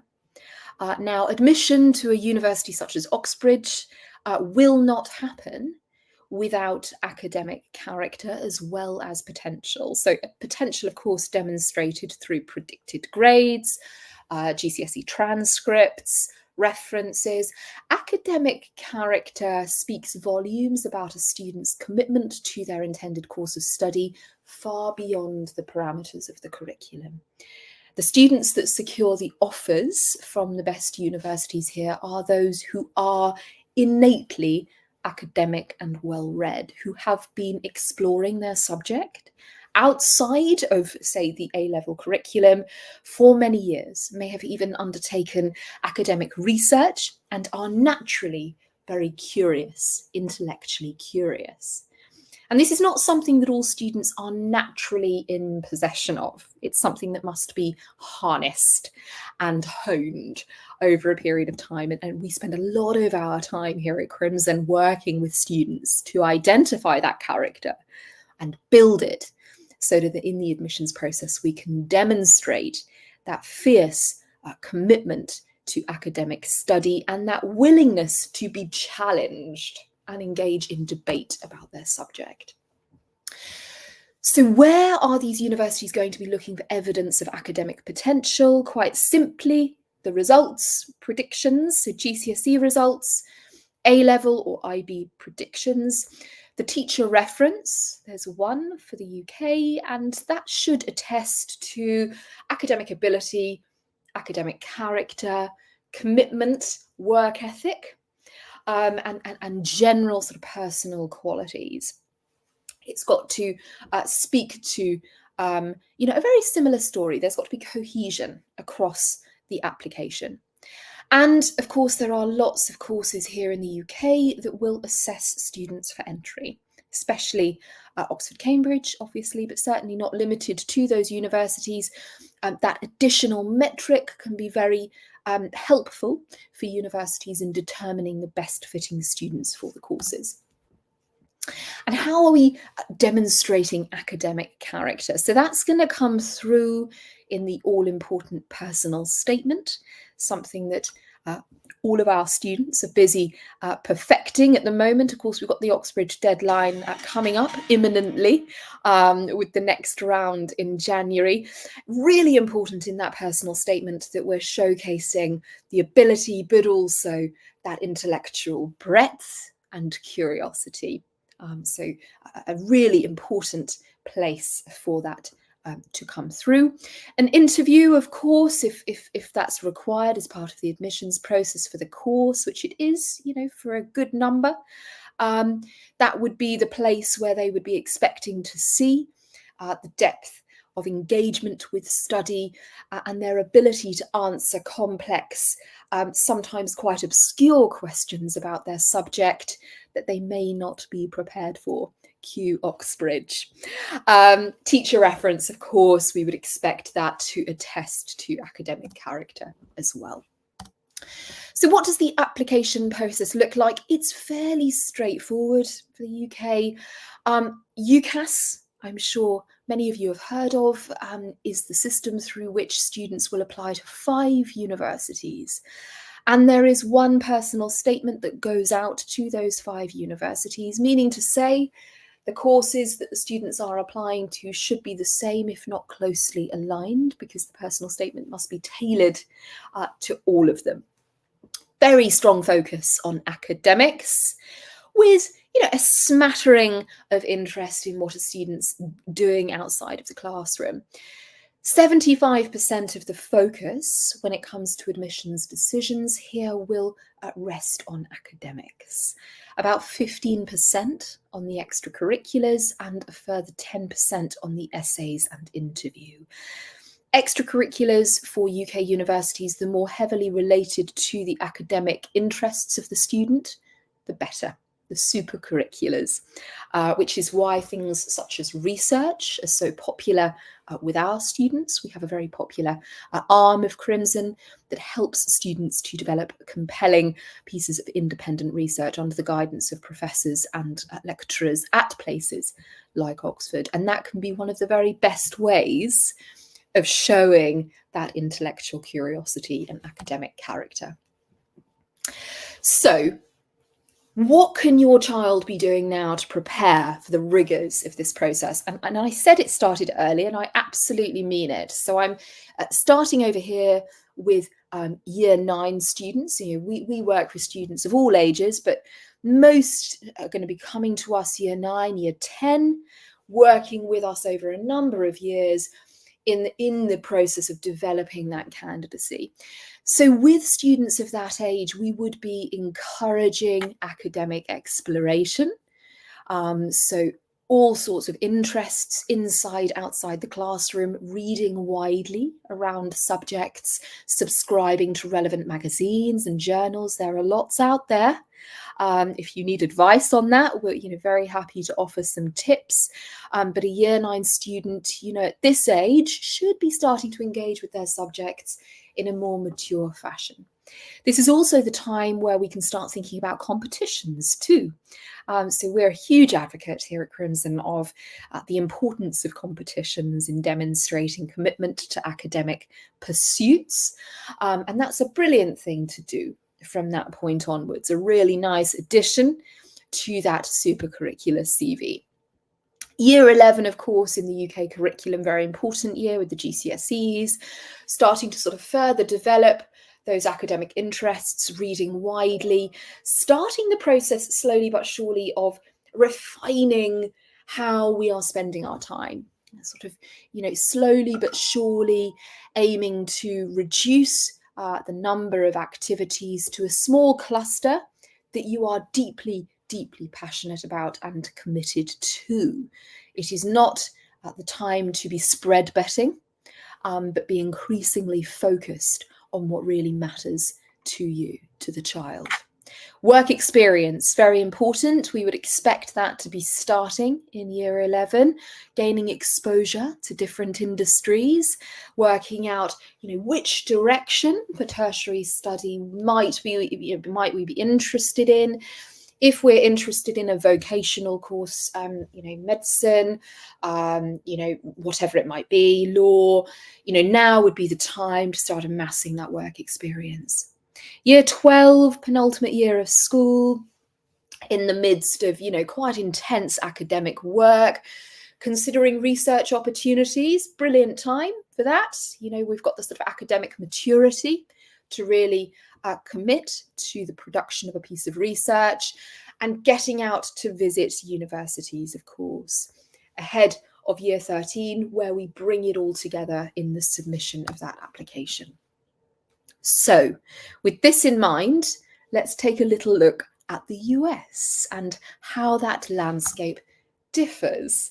So this is the point at which I would usually ask the audience, what is it that top US universities are looking for? And I'm sure many of you will be familiar with a lot of these qualities. So as an absolute rule, they are going to be looking for fierce academics, absolutely. That is the foot in the door, undoubtedly. And every university, top-ranking university in the US, will say confidently, without academics, there is no admission. But that is simply the starting point. US universities are fiercely committed to securing students who are natural-born leaders, intellectually curious, creative, impactful, have initiative, and personal qualities in abundance. So we'll have a little look at exactly what this means and the application weighting as well. I must say a few words about this fantastic young lady on the right-hand side. She applied through Crimson, was at a fantastic boarding school here in the UK, came to us for support with both the UK and the US admissions process, and is just the definition of a US candidate, highly academic, but deeply committed to social change. And she spearheaded the development of a project bringing STEM to various communities in Africa, very focused on sort of increasing engagement with STEM subjects amongst young girls in particular. And it was that element of impact and leadership that helped her to secure an offer from Stanford University a couple of years ago. So where are they going to be looking for evidence of academic capability? So US admissions officers, they're going to look right back at the quality of your child's academic transcript. So are we seeing consistency? Is there a good trajectory of growth? Not necessarily perfection, but are we moving in the right direction towards the end of school? And importantly, are we well-rounded? Very, very important for the UK is that evidence of ability across the academic spectrum. Predictions, of course, curricular rigor. So students will be considered within the context of the curriculum they are coming from. Of course, the UK curriculum, the IB, the US, the AP curriculum, very well regarded. Some national curricula worldwide, less so. So it's important to be aware that this will be considered. And, we work with lots of students internationally who do not follow those curricula at school. And it's very often a case of them taking subjects outside of school, independent study, maybe additional GCSEs, A-levels, to boost their academic standing. School as well, students will be considered in the context of the school they are coming from. And I will famously remember one of our former Stanford admissions officers saying to me that they have more knowledge of the school system and the school's landscape than families realise. And if, for example, they are receiving an application from a student attending a top-ranking private school here in the UK or around Europe, the question will be, has this student taken full advantage of their privilege? Have they taken full advantage of the opportunities available to them within this school setting? So it's not a case of being disadvantaged for being privately educated, but have you grasped those opportunities that are available to you with open arms? That is what they will be looking for.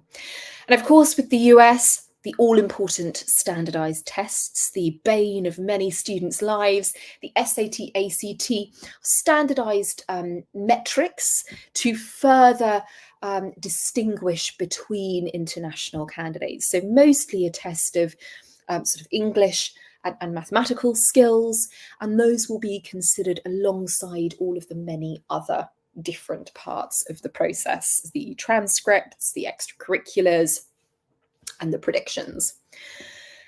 So a little look at what top universities in the US are going to be expecting, all right? So not to intimidate, but it's important to have a clear view of just how competitive this is. So if we're looking at Ivy League schools, the likes of Harvard, Yale, UPenn and Columbia, you know, they're going to be looking naturally for top scores. You know, you can see here sort of illustrative examples, 3 A stars and an A. IB, you know, high scores. Yeah. And in addition to that, of course, will be the expectation of a very compelling standardized test score as well. One of the questions we receive a lot is, you know, what score should I be aiming for if my goal is Dartmouth, for example? And you can see here, you know, what that expectation would be. So a 1550 out of 1600 on the SAT, or a 32 in the ACT. So, you know, it's just another way to determine fit. And the standardized test, really very important means for these universities to gauge, are these students ready? You know, are they ready for the academic challenges that await them at college? So if that score is not at a high level, they would be asking the question, will they cope? You know, these are very academic institutions. So all of these academic metrics help to form a picture of that student as someone who is college ready. So let us touch on the all-important extracurriculars. Dominates a lot of our time here at Crimson. Lots of our students, you know, come to us with insufficient extracurricular profiles. And one of the most exciting things we do is help them to find exciting, profound ways to showcase their skills outside of the classroom. Really important to understand for the US, though, that it's not just any old extracurricular. Duke of Edinburgh, prefect positions, all of this is very nice. It is not going to move the needle. What is going to help your child secure a place will be the impactful extracurriculars and those through which they demonstrate leadership. So this is where we have a comparison between what we call the institutional leadership and innovative leadership. So very common here in the UK, of course, to be a prefect, house captain, member of an organisation, a pre-established organisation, an ambassador, head boy, head girl, all very nice. It's not going to help your child stand out to the extent that is necessary for some of these top universities, however. Innovative leadership, on the other hand, different stories. So really at the heart of innovative leadership is that emphasis on self-driven projects. So has your child started their own society, launched their own business or app? Have they identified a gap in the market at school, say for an academic competition, and taken it upon themselves to run one? It is about not waiting for those opportunities to come and find you, but taking the bull by the horns and doing it yourself. These are the sorts of students and activities that will get them noticed. Also very compelling for US universities is participation in competitions, obviously high caliber ones. Olympiads as well go down very, very well. Research orientated competitions, particularly compelling, as well as summer programs. So we support all of our students in identifying the right opportunities to participate in the summers before college. Summer programs can be a fantastic way to demonstrate that commitment to a particular college. And if they do well, you know, it's a further metric for that university to look on when they are assessing their candidacy down the track. So what does the admissions process look like for the US? Degrees, typically 4 years long, I should add. And the most common system is the common application. There are a variety of universities that have independent systems, such as the University of California, but the main one is the good old Common App.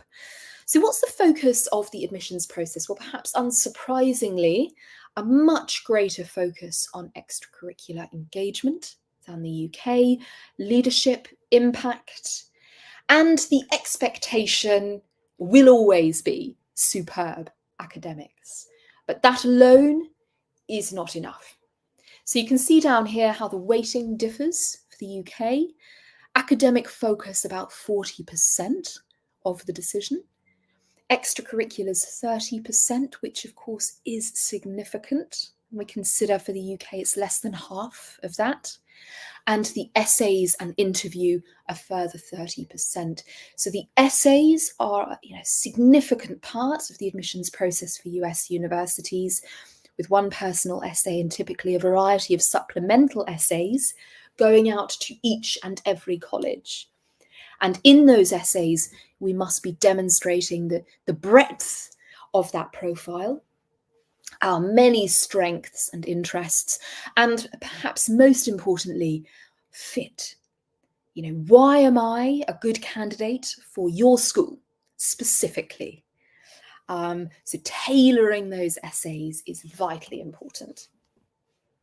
So the sorts of things your child can be doing now if the US is an area of interest. So again, wide academic exploration, year 9, year 10, looking at different career pathways. And this would be the time, absolutely, to start committing seriously to extracurricular engagement. And that is not just the participation that I mentioned, but spearheading projects. Great many of our students, the youngsters, are kickstarting their own projects that you would expect of a much older student. A year 9 student is very much expected to be taking initiative. So do not think it's too early. That is the perfect time for really developing that extracurricular profile. Again, work experience, moving into year 11, looking at the development of leadership skill specifically. As we move through the years, we want to see evidence of students really taking the helm in running different clubs and societies, spearheading initiatives, showcasing those skills that we know those universities care so deeply about. Year 12, this would be the year to take the SAT or ACT for the first time. We advise by sort of the Christmas of year 12 to take it for the first time, leaving enough time then to do it again, if necessary, requesting letters of recommendation, and then leaving year 13 clear to bring it all together and sit those final exams.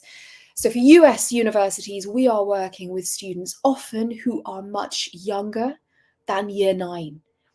It genuinely takes that long to develop the kind of candidacy that these universities are looking for. It is a long-term commitment and a very exciting one, of course, for youngsters, the involvement in exciting extracurricular projects, exploring academic subjects widely from a young age makes for the development of a very interesting profile that will get the attention of admissions teams down the track. So just to briefly show you, I know time is limited, so some of our students, it's all very well me telling you about the work we do here at Crimson without actually seeing who it is on the receiving end of the work we do. So I'm showcasing just a few of them for you today. This is Julian, a student who was a head boy of St Paul's, you might have heard of here in the UK. Very, very well-rounded individual, fiercely passionate about STEM, and whilst at school hosted multiple talks on the subjects he was passionate about and created his own computer science and engineering societies. So note here, it is the creation of these societies, not just the participation. It is identifying the need for something and doing it. Played roles in a variety of theatre productions, again, very well-rounded, developing out that profile, winning gold medals in the Olympiads for chemistry and maths, attended Harvard summer program, talked about that, the importance of getting involved in things like that to show your commitment, and very, very passionate about really all subjects, a true all-rounder, but particularly those STEM subjects. And it was as a result of these many activities and academic skills that he secured a range of Ivy League offers, quite unusual. Yale, UPenn, Cornell, and Dartmouth, and took up a place at Yale. So very exciting, very typical of the sort of student that we see securing these offers year after year. This is what it takes. So here we have Maria, another European student, a linguist in every sense, multilingual student, very involved in linguistics at school, took part in lots of Olympiads, so 3 times, 2 years worth of French debating, wrote articles for a language magazine at school, created a Spanish debate competition, so demonstrated serious initiative there, and did lots and lots of writing in foreign languages, committed from a very early age to pursuing linguistics at university. So that singular focus throughout her school career enabled her to demonstrate the level of focus and commitment that was required for Cambridge University, where she is currently studying. And we have here one of our international students, Abang, from South Africa, another Ivy League student, just to give you a flavour of the sorts of things that he was up to at school. So you can see here, founder. This was a student that was very engaged, founded a non-profit economic project, a school club, was a member of Provincial Youth Committee, interned at 2 fintech companies. Minimum expectation, right, is that your child will be doing internships and work experience in those sort of 3 to 4 years prior to applying to university. Lots of community service, very passionate about the local community and giving back, which of course is of great interest to Ivy League schools. They want to see impact through those activities. So you've done all this stuff. What's it led to? Whose lives have been impacted and how? Right. So it was as a result of all of this and brilliant academic record that he secured a place at UPenn to study business and finance. This is Michael, another Oxbridge student from outside of the UK. So again, a very academic focus to his profile, a lot like Maria, took part in maths Olympiads at school, MUN, brilliant thing to get involved with, carries a lot of weight in the admissions process, lots of debating, took part in the Oxbridge Academic Programme at Oxford, founded a peer tutoring programme. So something a lot of our students will do is teaching and tutoring, mentoring from a young age to demonstrate that commitment to a certain academic area. Spearheaded a journalism-themed project during the COVID-19 lockdown. So very academically orientated, and sort of much like many Oxbridge applicants, his activities were largely related to his academic interests. And he secured a place to study PPE, very competitive course, at Oxford University with our support. All right, so I'm sure you're getting rather tired of hearing my voice now, so I'll bring it to a wrap by saying a few words about how we work with students here at Crimson. So as I mentioned at the beginning, we take a very holistic approach to providing support, and that is because these universities are looking for so much more than just textbook academics. We have developed a service that has responded to the changing nature of the admissions processes for top universities worldwide. So what you can see here, of course, at the heart of what we do is admissions consulting. So we advise on university selection, the development of the school list, essay development, interview preparation, the gathering of letters of recommendation, making sure that a student has a very cohesive narrative with which to apply. And some of our particular areas of focus, the extracurricular development, all important. I cannot stress enough how pivotal this is for students applying to the US in particular. So we will help students to develop really compelling capstone projects from as young as year 7 upwards, right? So we're aiming, as I explained before, for those self-driven projects that focus on showcasing impact and leadership. So we will help students to brainstorm ideas and get those off the ground. We do lots of academic enrichment. So academic enrichment is our service designed to develop academic character, helping students to engage with their subjects beyond the curriculum. So developing that level of intellectual breadth that the likes of Oxford and Cambridge are looking for. We also help students to develop and launch independent research projects, as I mentioned, through our arm Indigo Research. Very, very popular with both our UK and US admits. Academically speaking, of course, as you would expect, we provide all the support students require for curriculum tutoring.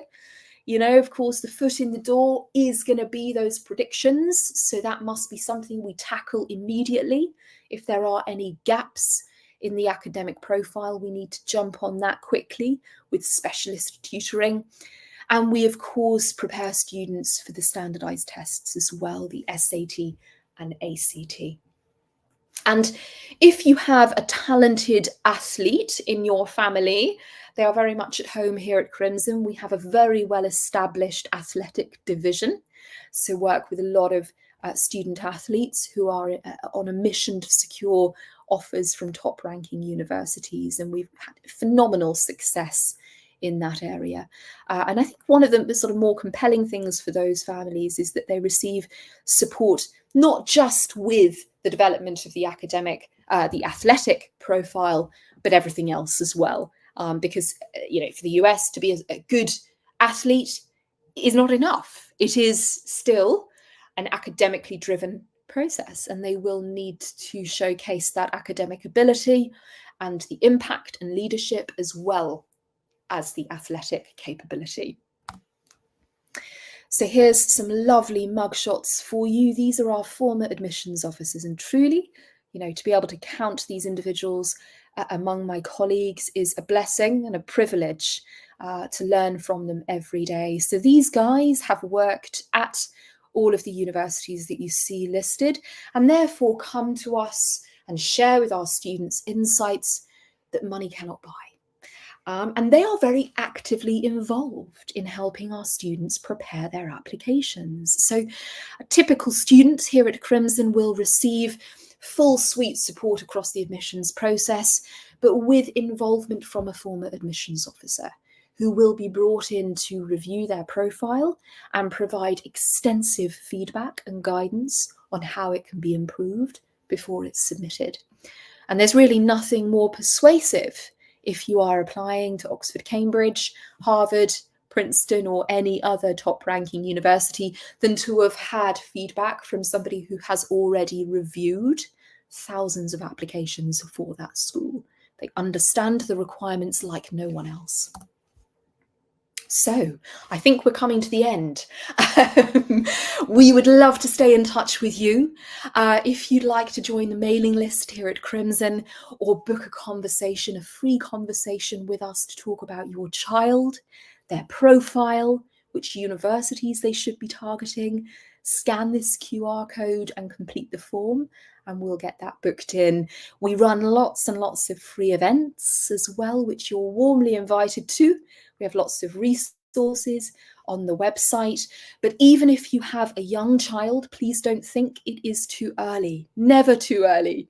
So join us and hopefully we can provide the support that your child will need to have a shot for a world-leading university.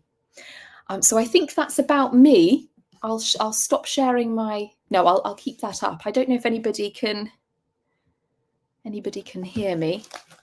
Maybe Stopping sharing Thank is. you so much for that. That was really good. I'm so glad that you can hear me. No, that was really good. Thank you so much. I think, a lot of parents try to do a lot of the hard work early on, and it is just nice that there is like a service that can kind of help you kind of just get to the end of it, like, and achieve what, help you with the necessary steps to get where you want to go. And so it's really good. I didn't know much about it, but thank you for sharing that, because that was very useful. Great. I'm glad. Thank you. I mean, again, going back to having an SEN background and supporting children with special educational needs, I wanted to ask, what does the process look like for neurodiverse students who may be able to showcase their academic potential, like you said, but in regards to the characteristic sides of it, the character side of it, may struggle with interviews and, just showing that they are capable in that aspect? I think it all comes down to ensuring you have specialist experienced support. A great many of our students are neurodiverse, and we recruit individuals who have the right expertise to harness those, to work with them effectively and prepare them as best we can for the admissions process. And I think what we've learned with students like that over the years is that, actually, they're, whatever it may be, ADHD, or, we've got lots of students with autism, for example, rather than being a limitation, that is actually a strength, and helping those students to realize the beauty of their gifts and how to showcase them in the admissions process. Very often the challenges involved with, say, being autistic are actually, some of the ways that we can demonstrate the most growth. Some of our students have had phenomenal success in talking about what they've learned as a result of things they've struggled with over the years, how they've harnessed them, to actually make them one of the most compelling things about them. So something to be proud of, and show what I've learned, as a result of dealing with this. But the specialist support is crucial, I would say, and making sure the students have the confidence to go for it, and realize that they won't be disadvantaged as a result of being slightly different. Yeah, great, thank you. Sylvia asked, do the UK and US universities only focus on GCSE or A-level results? Would they consider other qualifications like international certificates or a Christian education? Yes. International certificates of Christian education. So whatever curriculum your child is in, they, their qualifications will be closely considered. You're not sort of, they accept applications from students all over the world. So as long as your child has been doing well in the curriculum that they study in, that is the most important thing.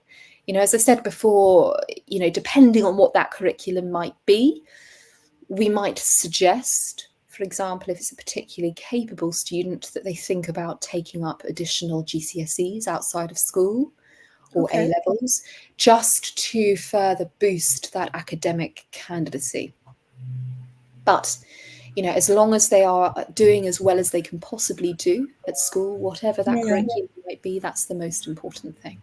That's a good idea, actually, because I think a lot of times you just focus on what you can achieve through the school pathway. You're not actually thinking about all the other options that are available to you outside of that. Definitely. And that's, that's very, very important for us here at Crimson.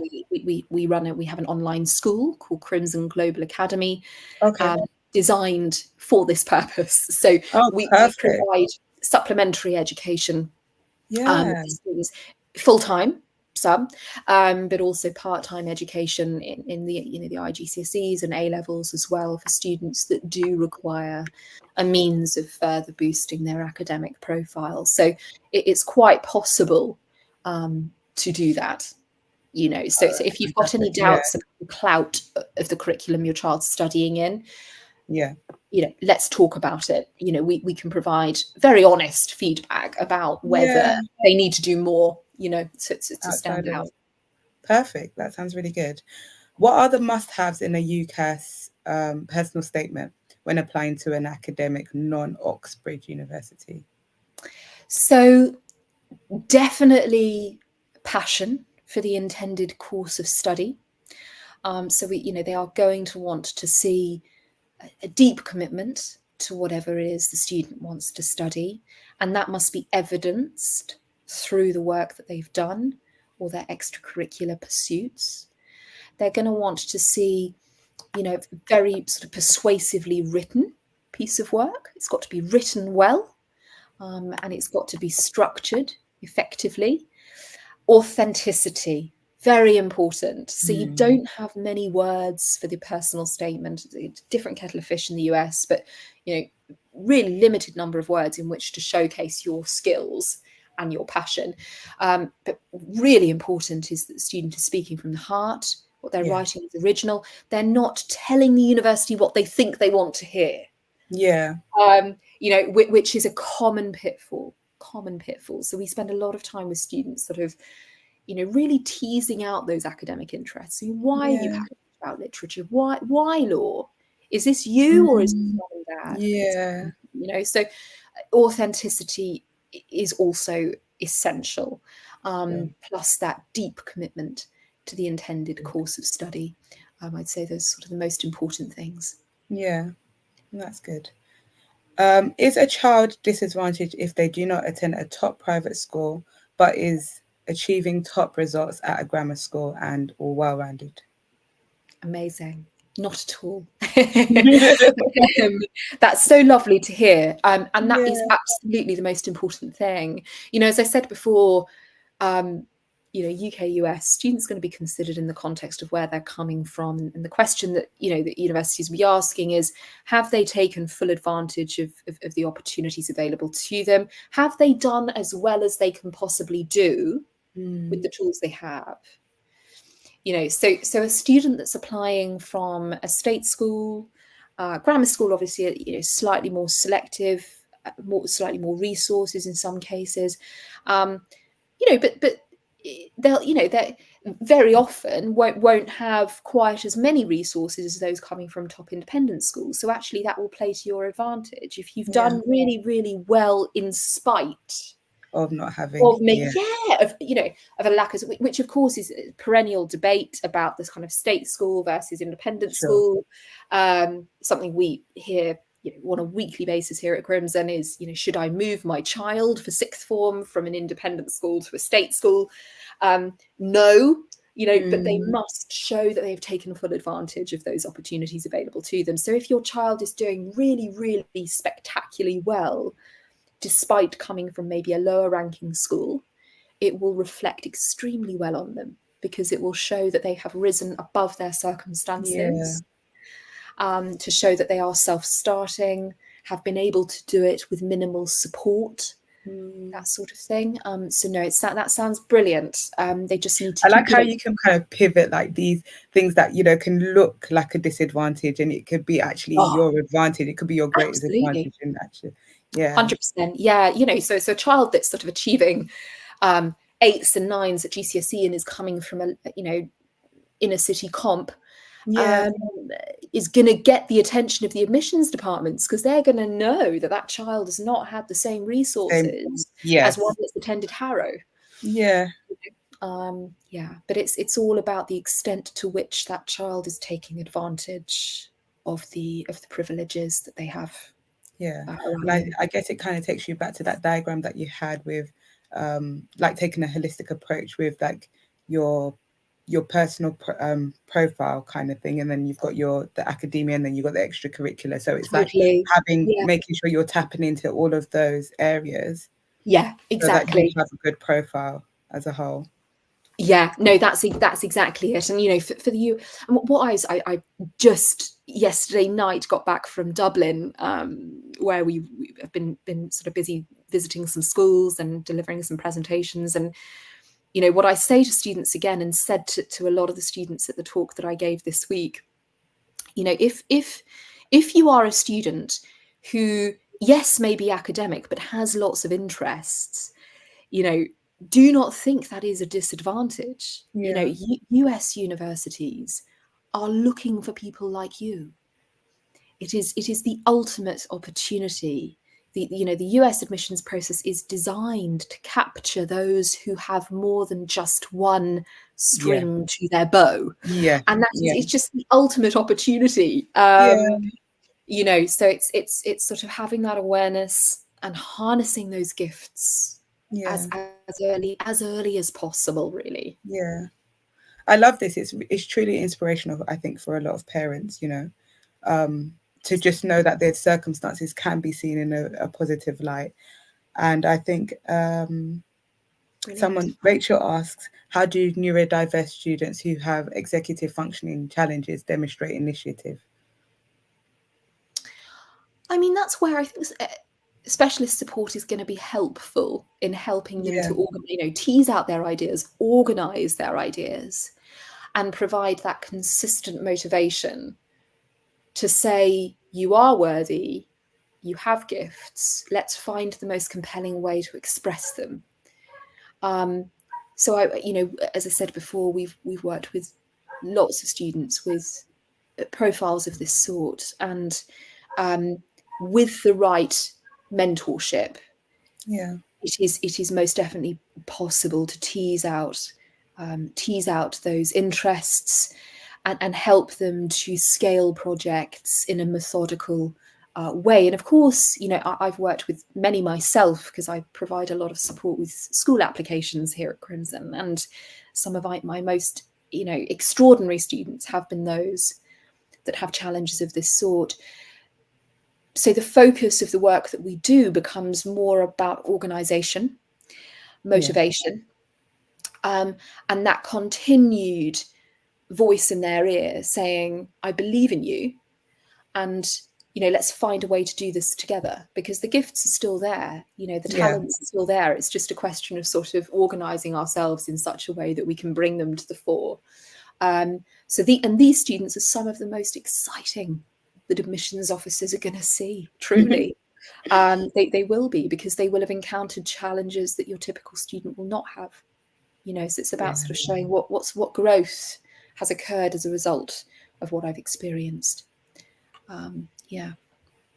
Thank you so much. Honestly, it's been I feel like I've learned a lot. So I'm hoping that our listeners are too. But thank you so much for your time. And we'd love to have some more talks with you, just for you to, give us some more insights on how we can navigate this process. Honestly, thank you aiming so much. high and starting early.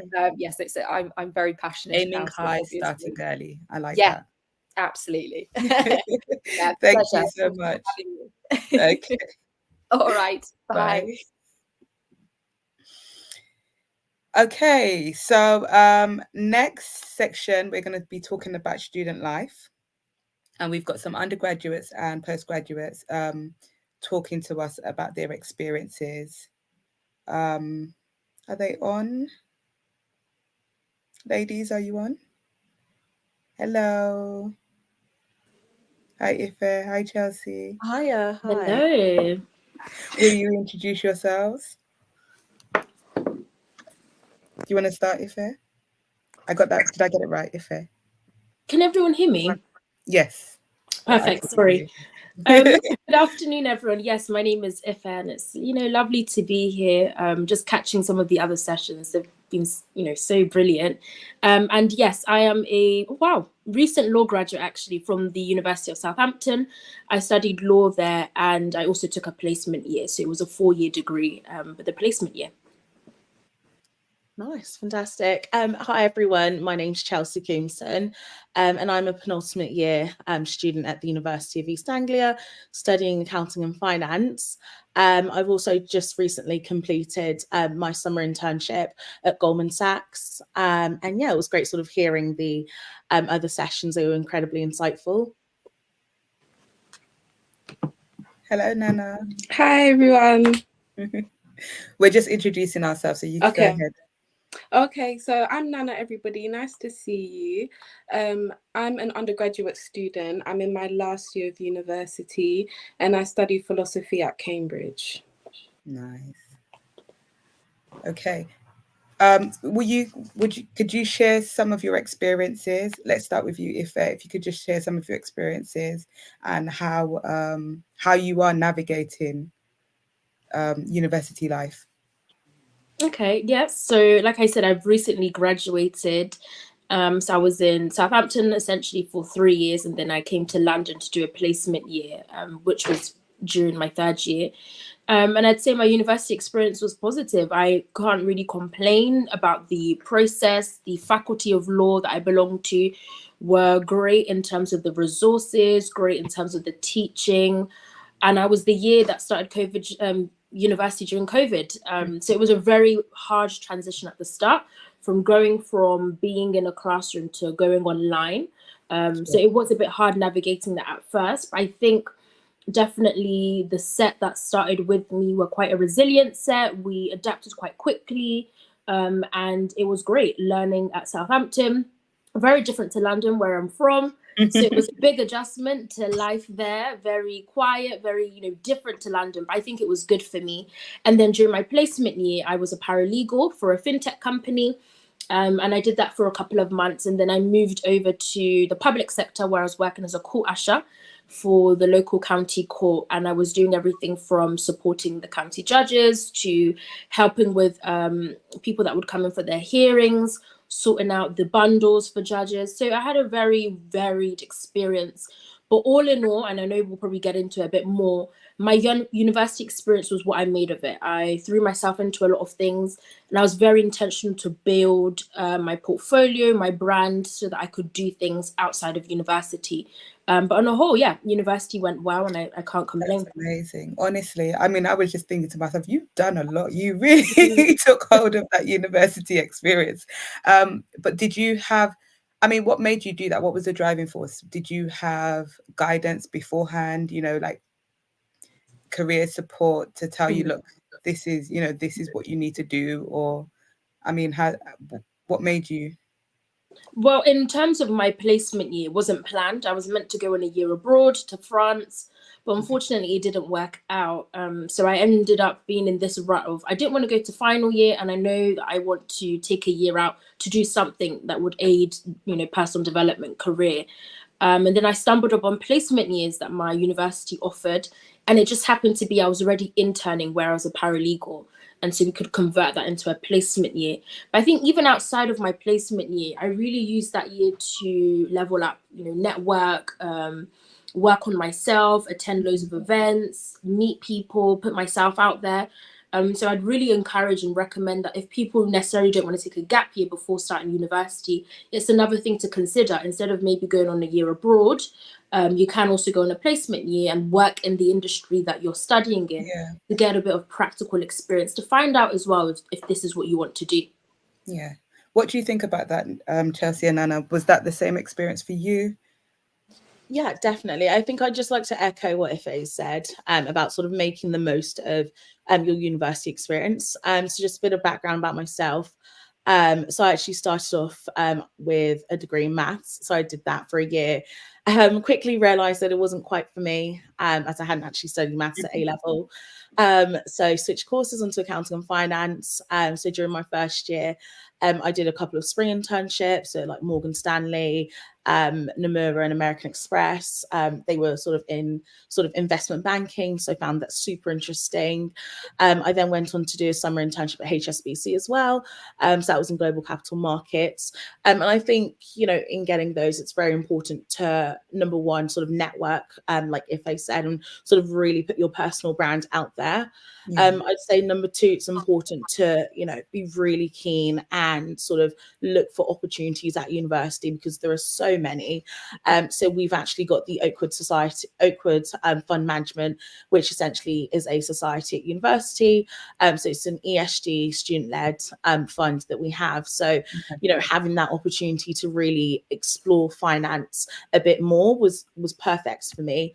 And then obviously, as I mentioned, I just finished my Goldman Sachs summer internship, which was also something that I was able to sort of find through my university. But yeah, I'd say that, you know, just sort of echoing what Ife said, it's really important to sort of network, meet like-minded peers. And yeah, I'm more than happy to sort of have a chat about summer internships with anyone sort of offline, sort of later on. They can feel free to sort of contact me on like LinkedIn or wherever. Perfect. Yeah, just to echo what was both said, I feel like with university, it's a very personal journey as well. So after my first year of university, when I started my second year, I started going through some problems, so a lot of mental health problems and things like that. And because of that, my schoolwork kind of went back a bit. I wasn't able to focus as much. I wasn't able to do as much. And there's a lot of pressure at university. One tip I'd say is only compare yourself to your previous self, because everybody comes from different places, everybody comes from different backgrounds. So when you start to measure yourself according to other people, you can start to get a bit, feel some imposter syndrome and start to feel a bit lost. So I actually ended up taking a year out of university that year. And I think that at the time I was really upset about it, because it kind of made me feel like I had failed a little bit. Like I wasn't, you know, my peers are able to do 3 years of university. I would have been graduated by now. But I had a lot of support from my university during that time. And what I would say is when I came back last year for my second year, everything was so much better. So I think when there's a lot of pressure at university, just listen to yourself and try. Obviously, I'm not sure about the support network at every single university, but I'd advise students to actually look on your university website, or if you go to Oxbridge, look at the college websites, because there are so much you can find there in terms of support, whether it's financial, whether it's well-being. And I think that you're paying for university at the end of the day, so make use of all these resources and all these things. So after my year off, I came back. I was working during that year. I was doing some tutoring, working with some SEN students, some neurodiverse students. So I felt like even though I wasn't studying that year, I was getting a lot of insight for what I wanted to do following university. And just another point, based on you using your university's resources correctly, I came back from Ghana so just a bit of background about myself. I'm Ghanaian, but I was born and raised in the UK. I've gone back to Ghana a lot of times, but only in Accra, where I'm from. That's basically where I stayed. I've always known that I want to work in education consultancy or education management, especially in Ghana, but I don't have experience of the education system in Ghana. So a PhD student at my university, he started an organization in a rural area, basically targeting girls' education in rural areas. So it was a very expensive trip. I don't know if you know about tickets to Ghana, but they can be about £1,000. So I know that I really wanted to go and teach these girls. So I applied for a fund in my university and they gave me £1,000 towards the trip. So that's something. I was in Ghana for 2 months. I just came back about a few weeks ago. So that's something I wouldn't have been able to do unless I appealed to my university's resources. So I really advise every student, whether it's about careers, CV writing, internship opportunities, always look to your university's resources to help you. Oh, that's really good advice, I think. I was going to say, and I'm glad that you touched on it, Nana, about, you know, the well-being. And I think sometimes, obviously, you want to achieve so much, you want to try and make the most of it, but then you do have some setbacks. And I know that it can be very challenging, and sometimes you just don't know where to go and get the help and support, like you said. So I think it was good that you were able to actually even identify that you needed that time out and then did what was right for you. Ife and Chelsea, like, what's you in terms of well-being, your mental health, even just socially, I think, how did you manage it? Because you just seemed like you were so on it, like, okay, I'm gonna, you know, make sure I take advantage of all these work experience, but socially and mentally, how did you balance that? I'm happy to take that. So I think, you know, sometimes I'd say the number one thing is sort of taking a step back from things as well. I think sometimes university can be overwhelming when, you know, there's lots to do. You've got to not only keep up with the academic side, but also sort of the social side as well. So say sort of taking a step back from things from time to time. One thing that I did was to go home quite frequently. So luckily enough, I don't live too far, about 2 hours or so. So I was able to go home frequently, sort of see family and that sort of thing. And I think sort of having that social network and sort of social side to things definitely helped with my time at university. I'm not sure if there's anything Ife wants to add. I think you've said it. To be honest, I didn't ever use any of the wellbeing resources at university. I didn't really feel like a need to. And I think partly because my faith is quite important to me. So I was quite connected to church and that community. So if I ever needed anything, that was my first point of call. But I can, speak to the fact that my university were very good at having wellbeing campaigns, mental health campaigns. So it was quite prominent at my university to target anyone and everyone that may be struggling with anything mentally. There was a lot of dedicated spaces and teams for that.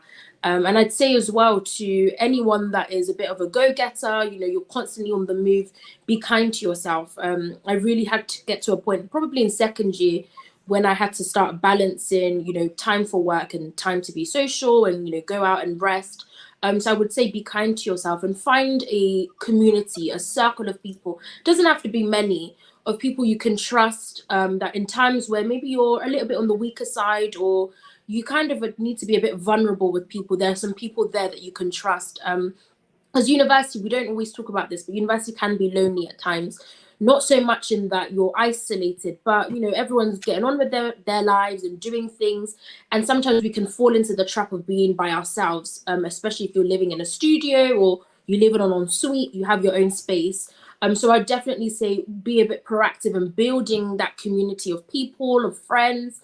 So not even in your moments where you're feeling a bit down, also in moments where you want to go out and maybe just go for a trip or something, there are people you can call on. But university really is the same. We've said a lot. It's what you make it. So if you want to have a rich university experience, it really is about how you put yourself out there and make the most of it, but definitely be kind to yourself. Okay. Just taking a step back, what kind of led you to picking the universities or the courses that you went on to doing? And also, had your academic profiles always been of a good standard? Or because I know sometimes it's like you wing it and then like you just do really good with A levels and then bam, you're in a good university. But has your profiles always been as good? I don't mind taking it first, and then whoever else wants to go next. So I actually didn't pick Southampton at all to study at. The plan was to go to Durham. I'd gotten an offer and I'd firmed Durham. But like I said, I was the year that A-level results, happened, COVID and all of that kind of happened. So my grades went all upside down. The algorithm was introduced, so I was given grades that didn't quite meet what I was looking at. And then when it was changed, I still didn't get the grades I needed. So it really crushed me because prior to that, I was the typical academics, very much it's my identity. If I'm doing well, I feel good. But I'm grateful for that experience because it really transformed my mind and how I view myself. But yeah, Southampton wasn't the plan. So I hadn't anticipated for clearing.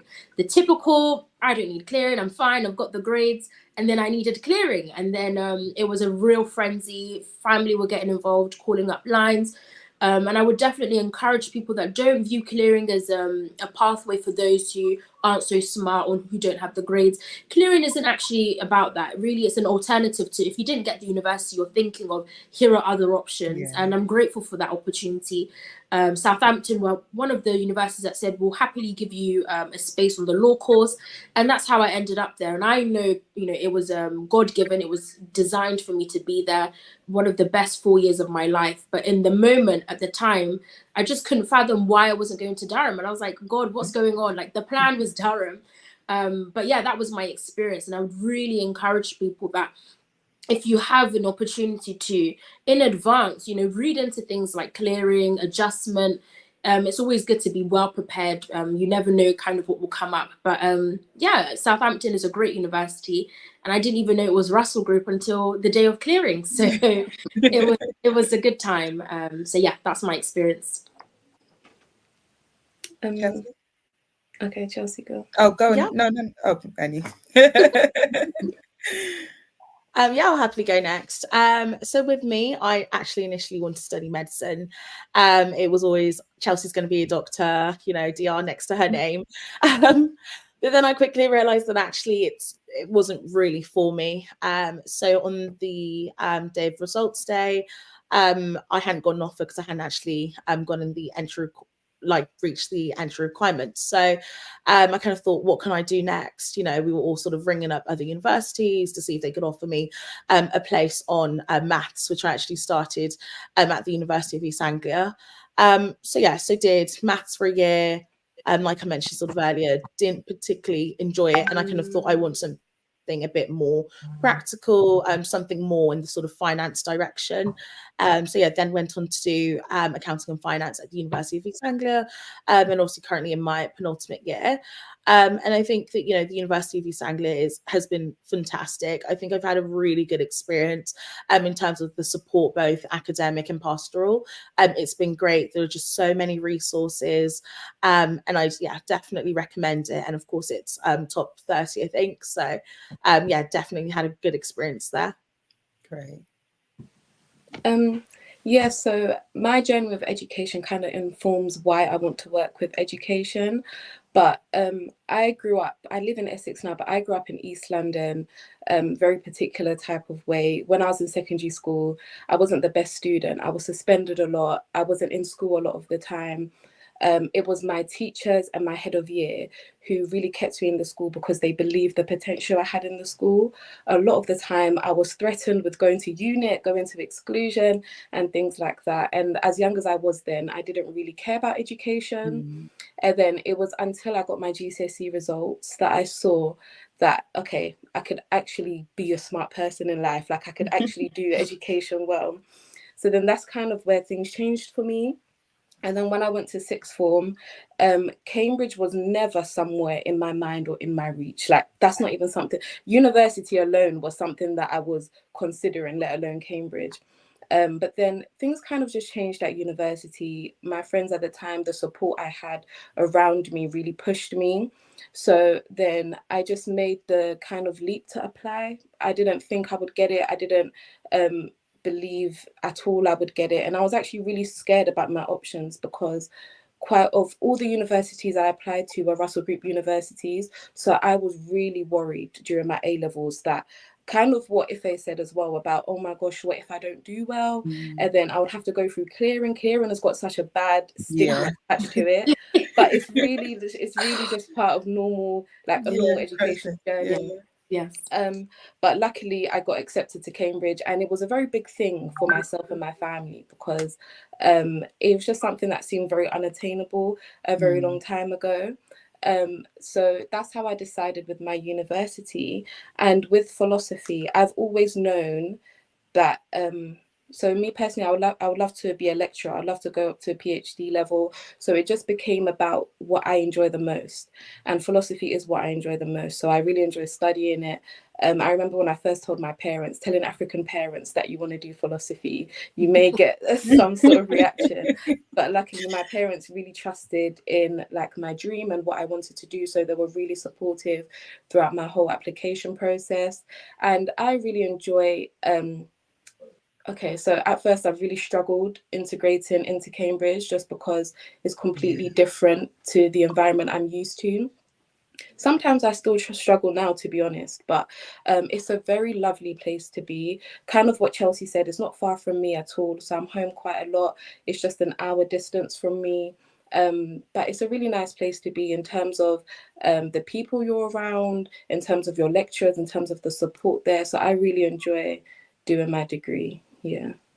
Can I just say clearing is okay? I went through clearing, and to be honest, I picked one of the best universities for my course just because of the accreditation and affiliation that it had with the governing body that like I work in psychology. So it was just perfect. And I think sometimes you have this idea in your head that you want to go to a particular university, and when it doesn't happen, you feel like life's over or you can't get to it. But there are so many pathways to get to where you want to go to, and sometimes it's not really a stumbling block, it's actually a blessing, you know. So I just like, it was good for me.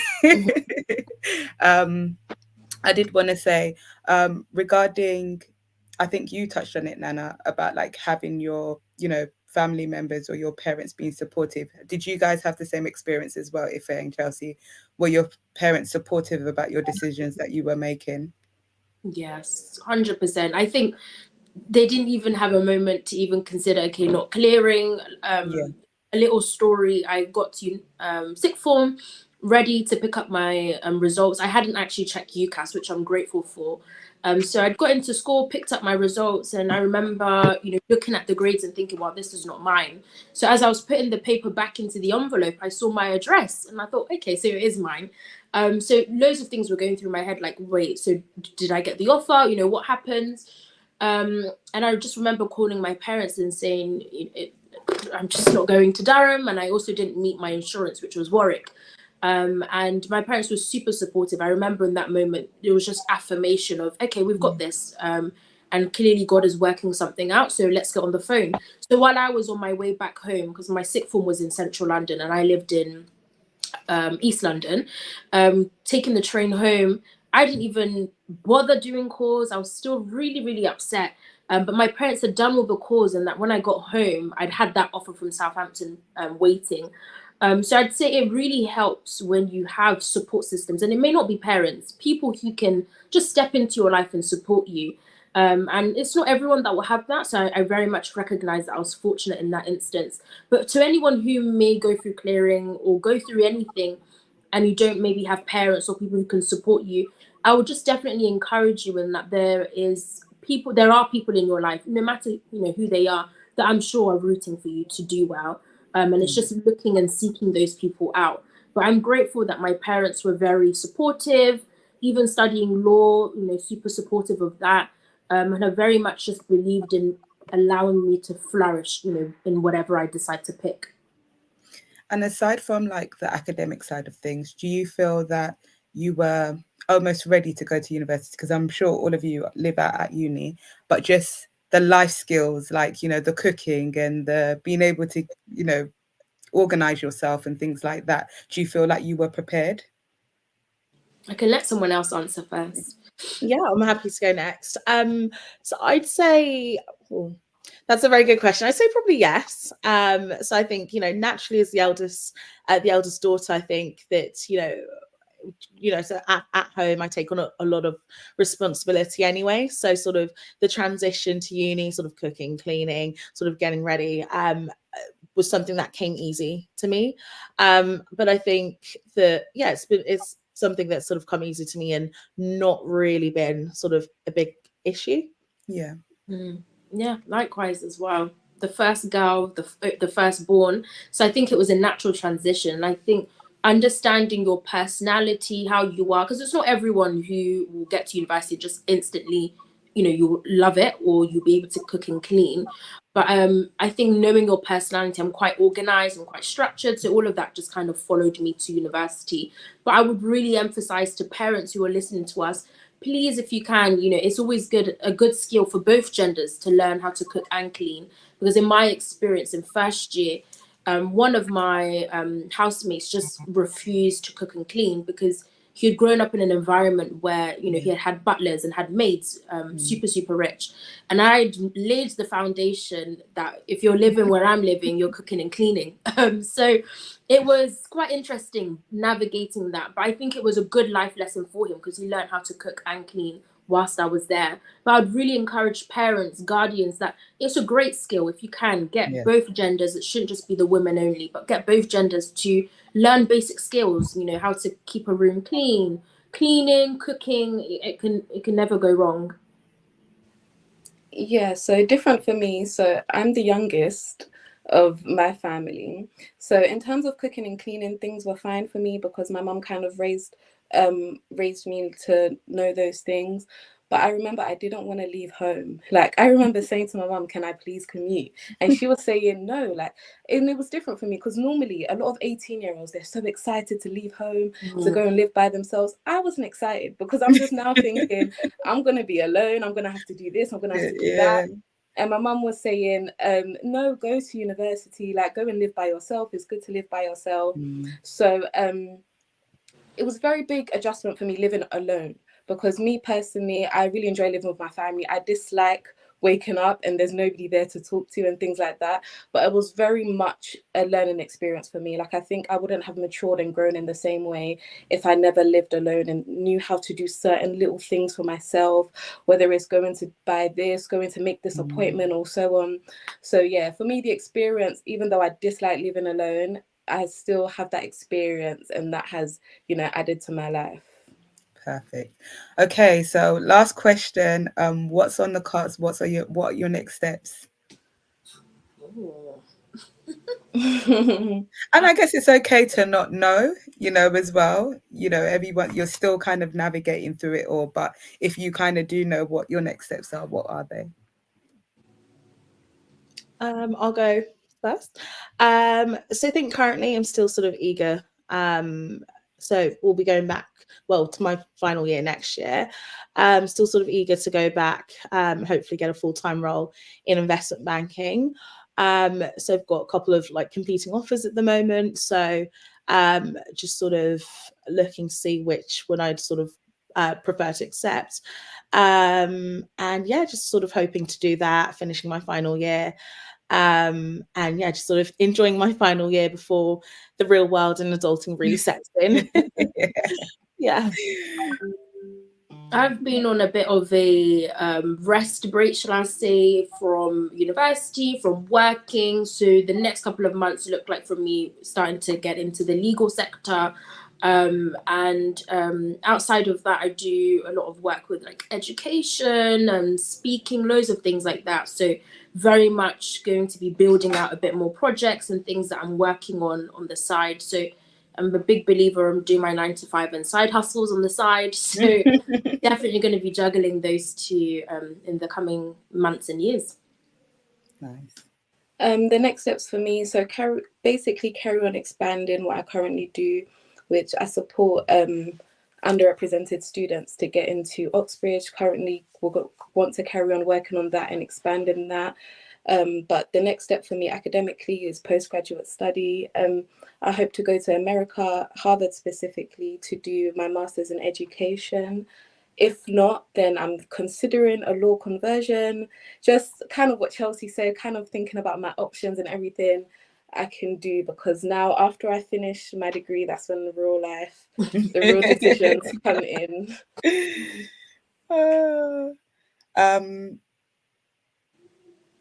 Nana, you've been helping out with the EE Foundation, haven't you? Yeah. Could you tell us a little bit about that? Yeah, so I can. Hopefully Elaine will allow me to talk about this, but it's just basically specifically my help specifically is on the university program. I don't have a lot of knowledge of private education or things like that. My experience is kind of from an inner city background, trying to help students to get to prestigious institutions.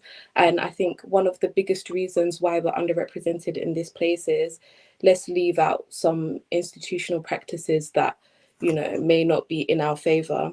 But I think just the world is a type of different world, not necessarily the academics. A lot of people think the only thing there is to it is the academics.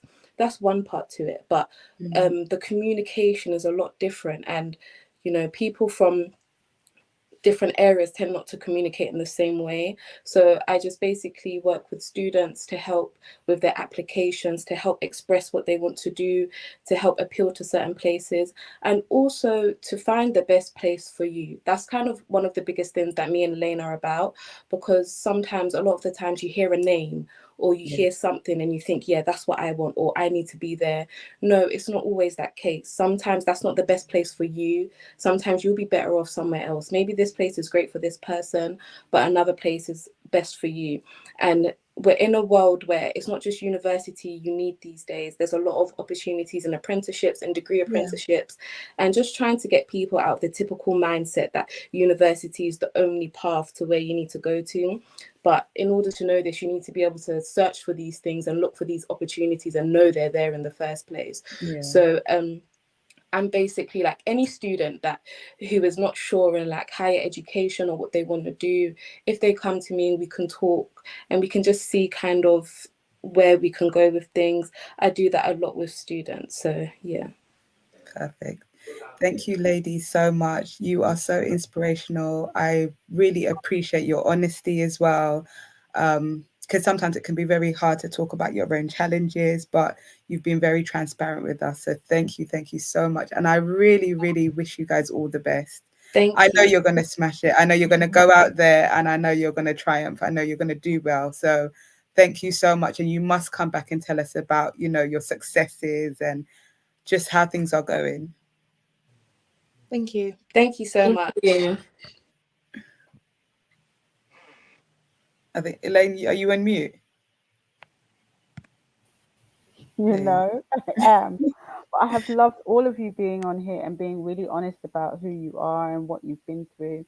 I think that very often we don't talk enough about the challenges, and we make it seem like this educational journey is just really, really easy, really, really easy, really, really easy, and it's not. It's got troughs, it's got highs and it's got lows, peaks and troughs, and so I think what's been really great today is having a mix of experience, having a mix of education, having a mix of information for parents to go away with. You know, I was in a WhatsApp group and someone said, "Oh, how much should parents be involved in picking, you know, their child's mate?" And I'm like, well, why are you picking your child's mate? For the future? Because it's the same issue I have with parents who pick their children's A levels. This is life. You know, we're teaching them how to navigate certain things. And so I want to thank every parent that's been on here. I want to thank you, Tawa, for stepping in and being the host for today. And I'll be working in the background like crazy. I'm not used to doing technical things, but here we are. We seem to have blown it off. Stepping out. Yeah, and so thank you to every parent that's been on here. It will be available on our YouTube channel, either Elaine's profile or Everything's Education. But I want to say thank you once again. Thank you, everyone. Bye. Bye.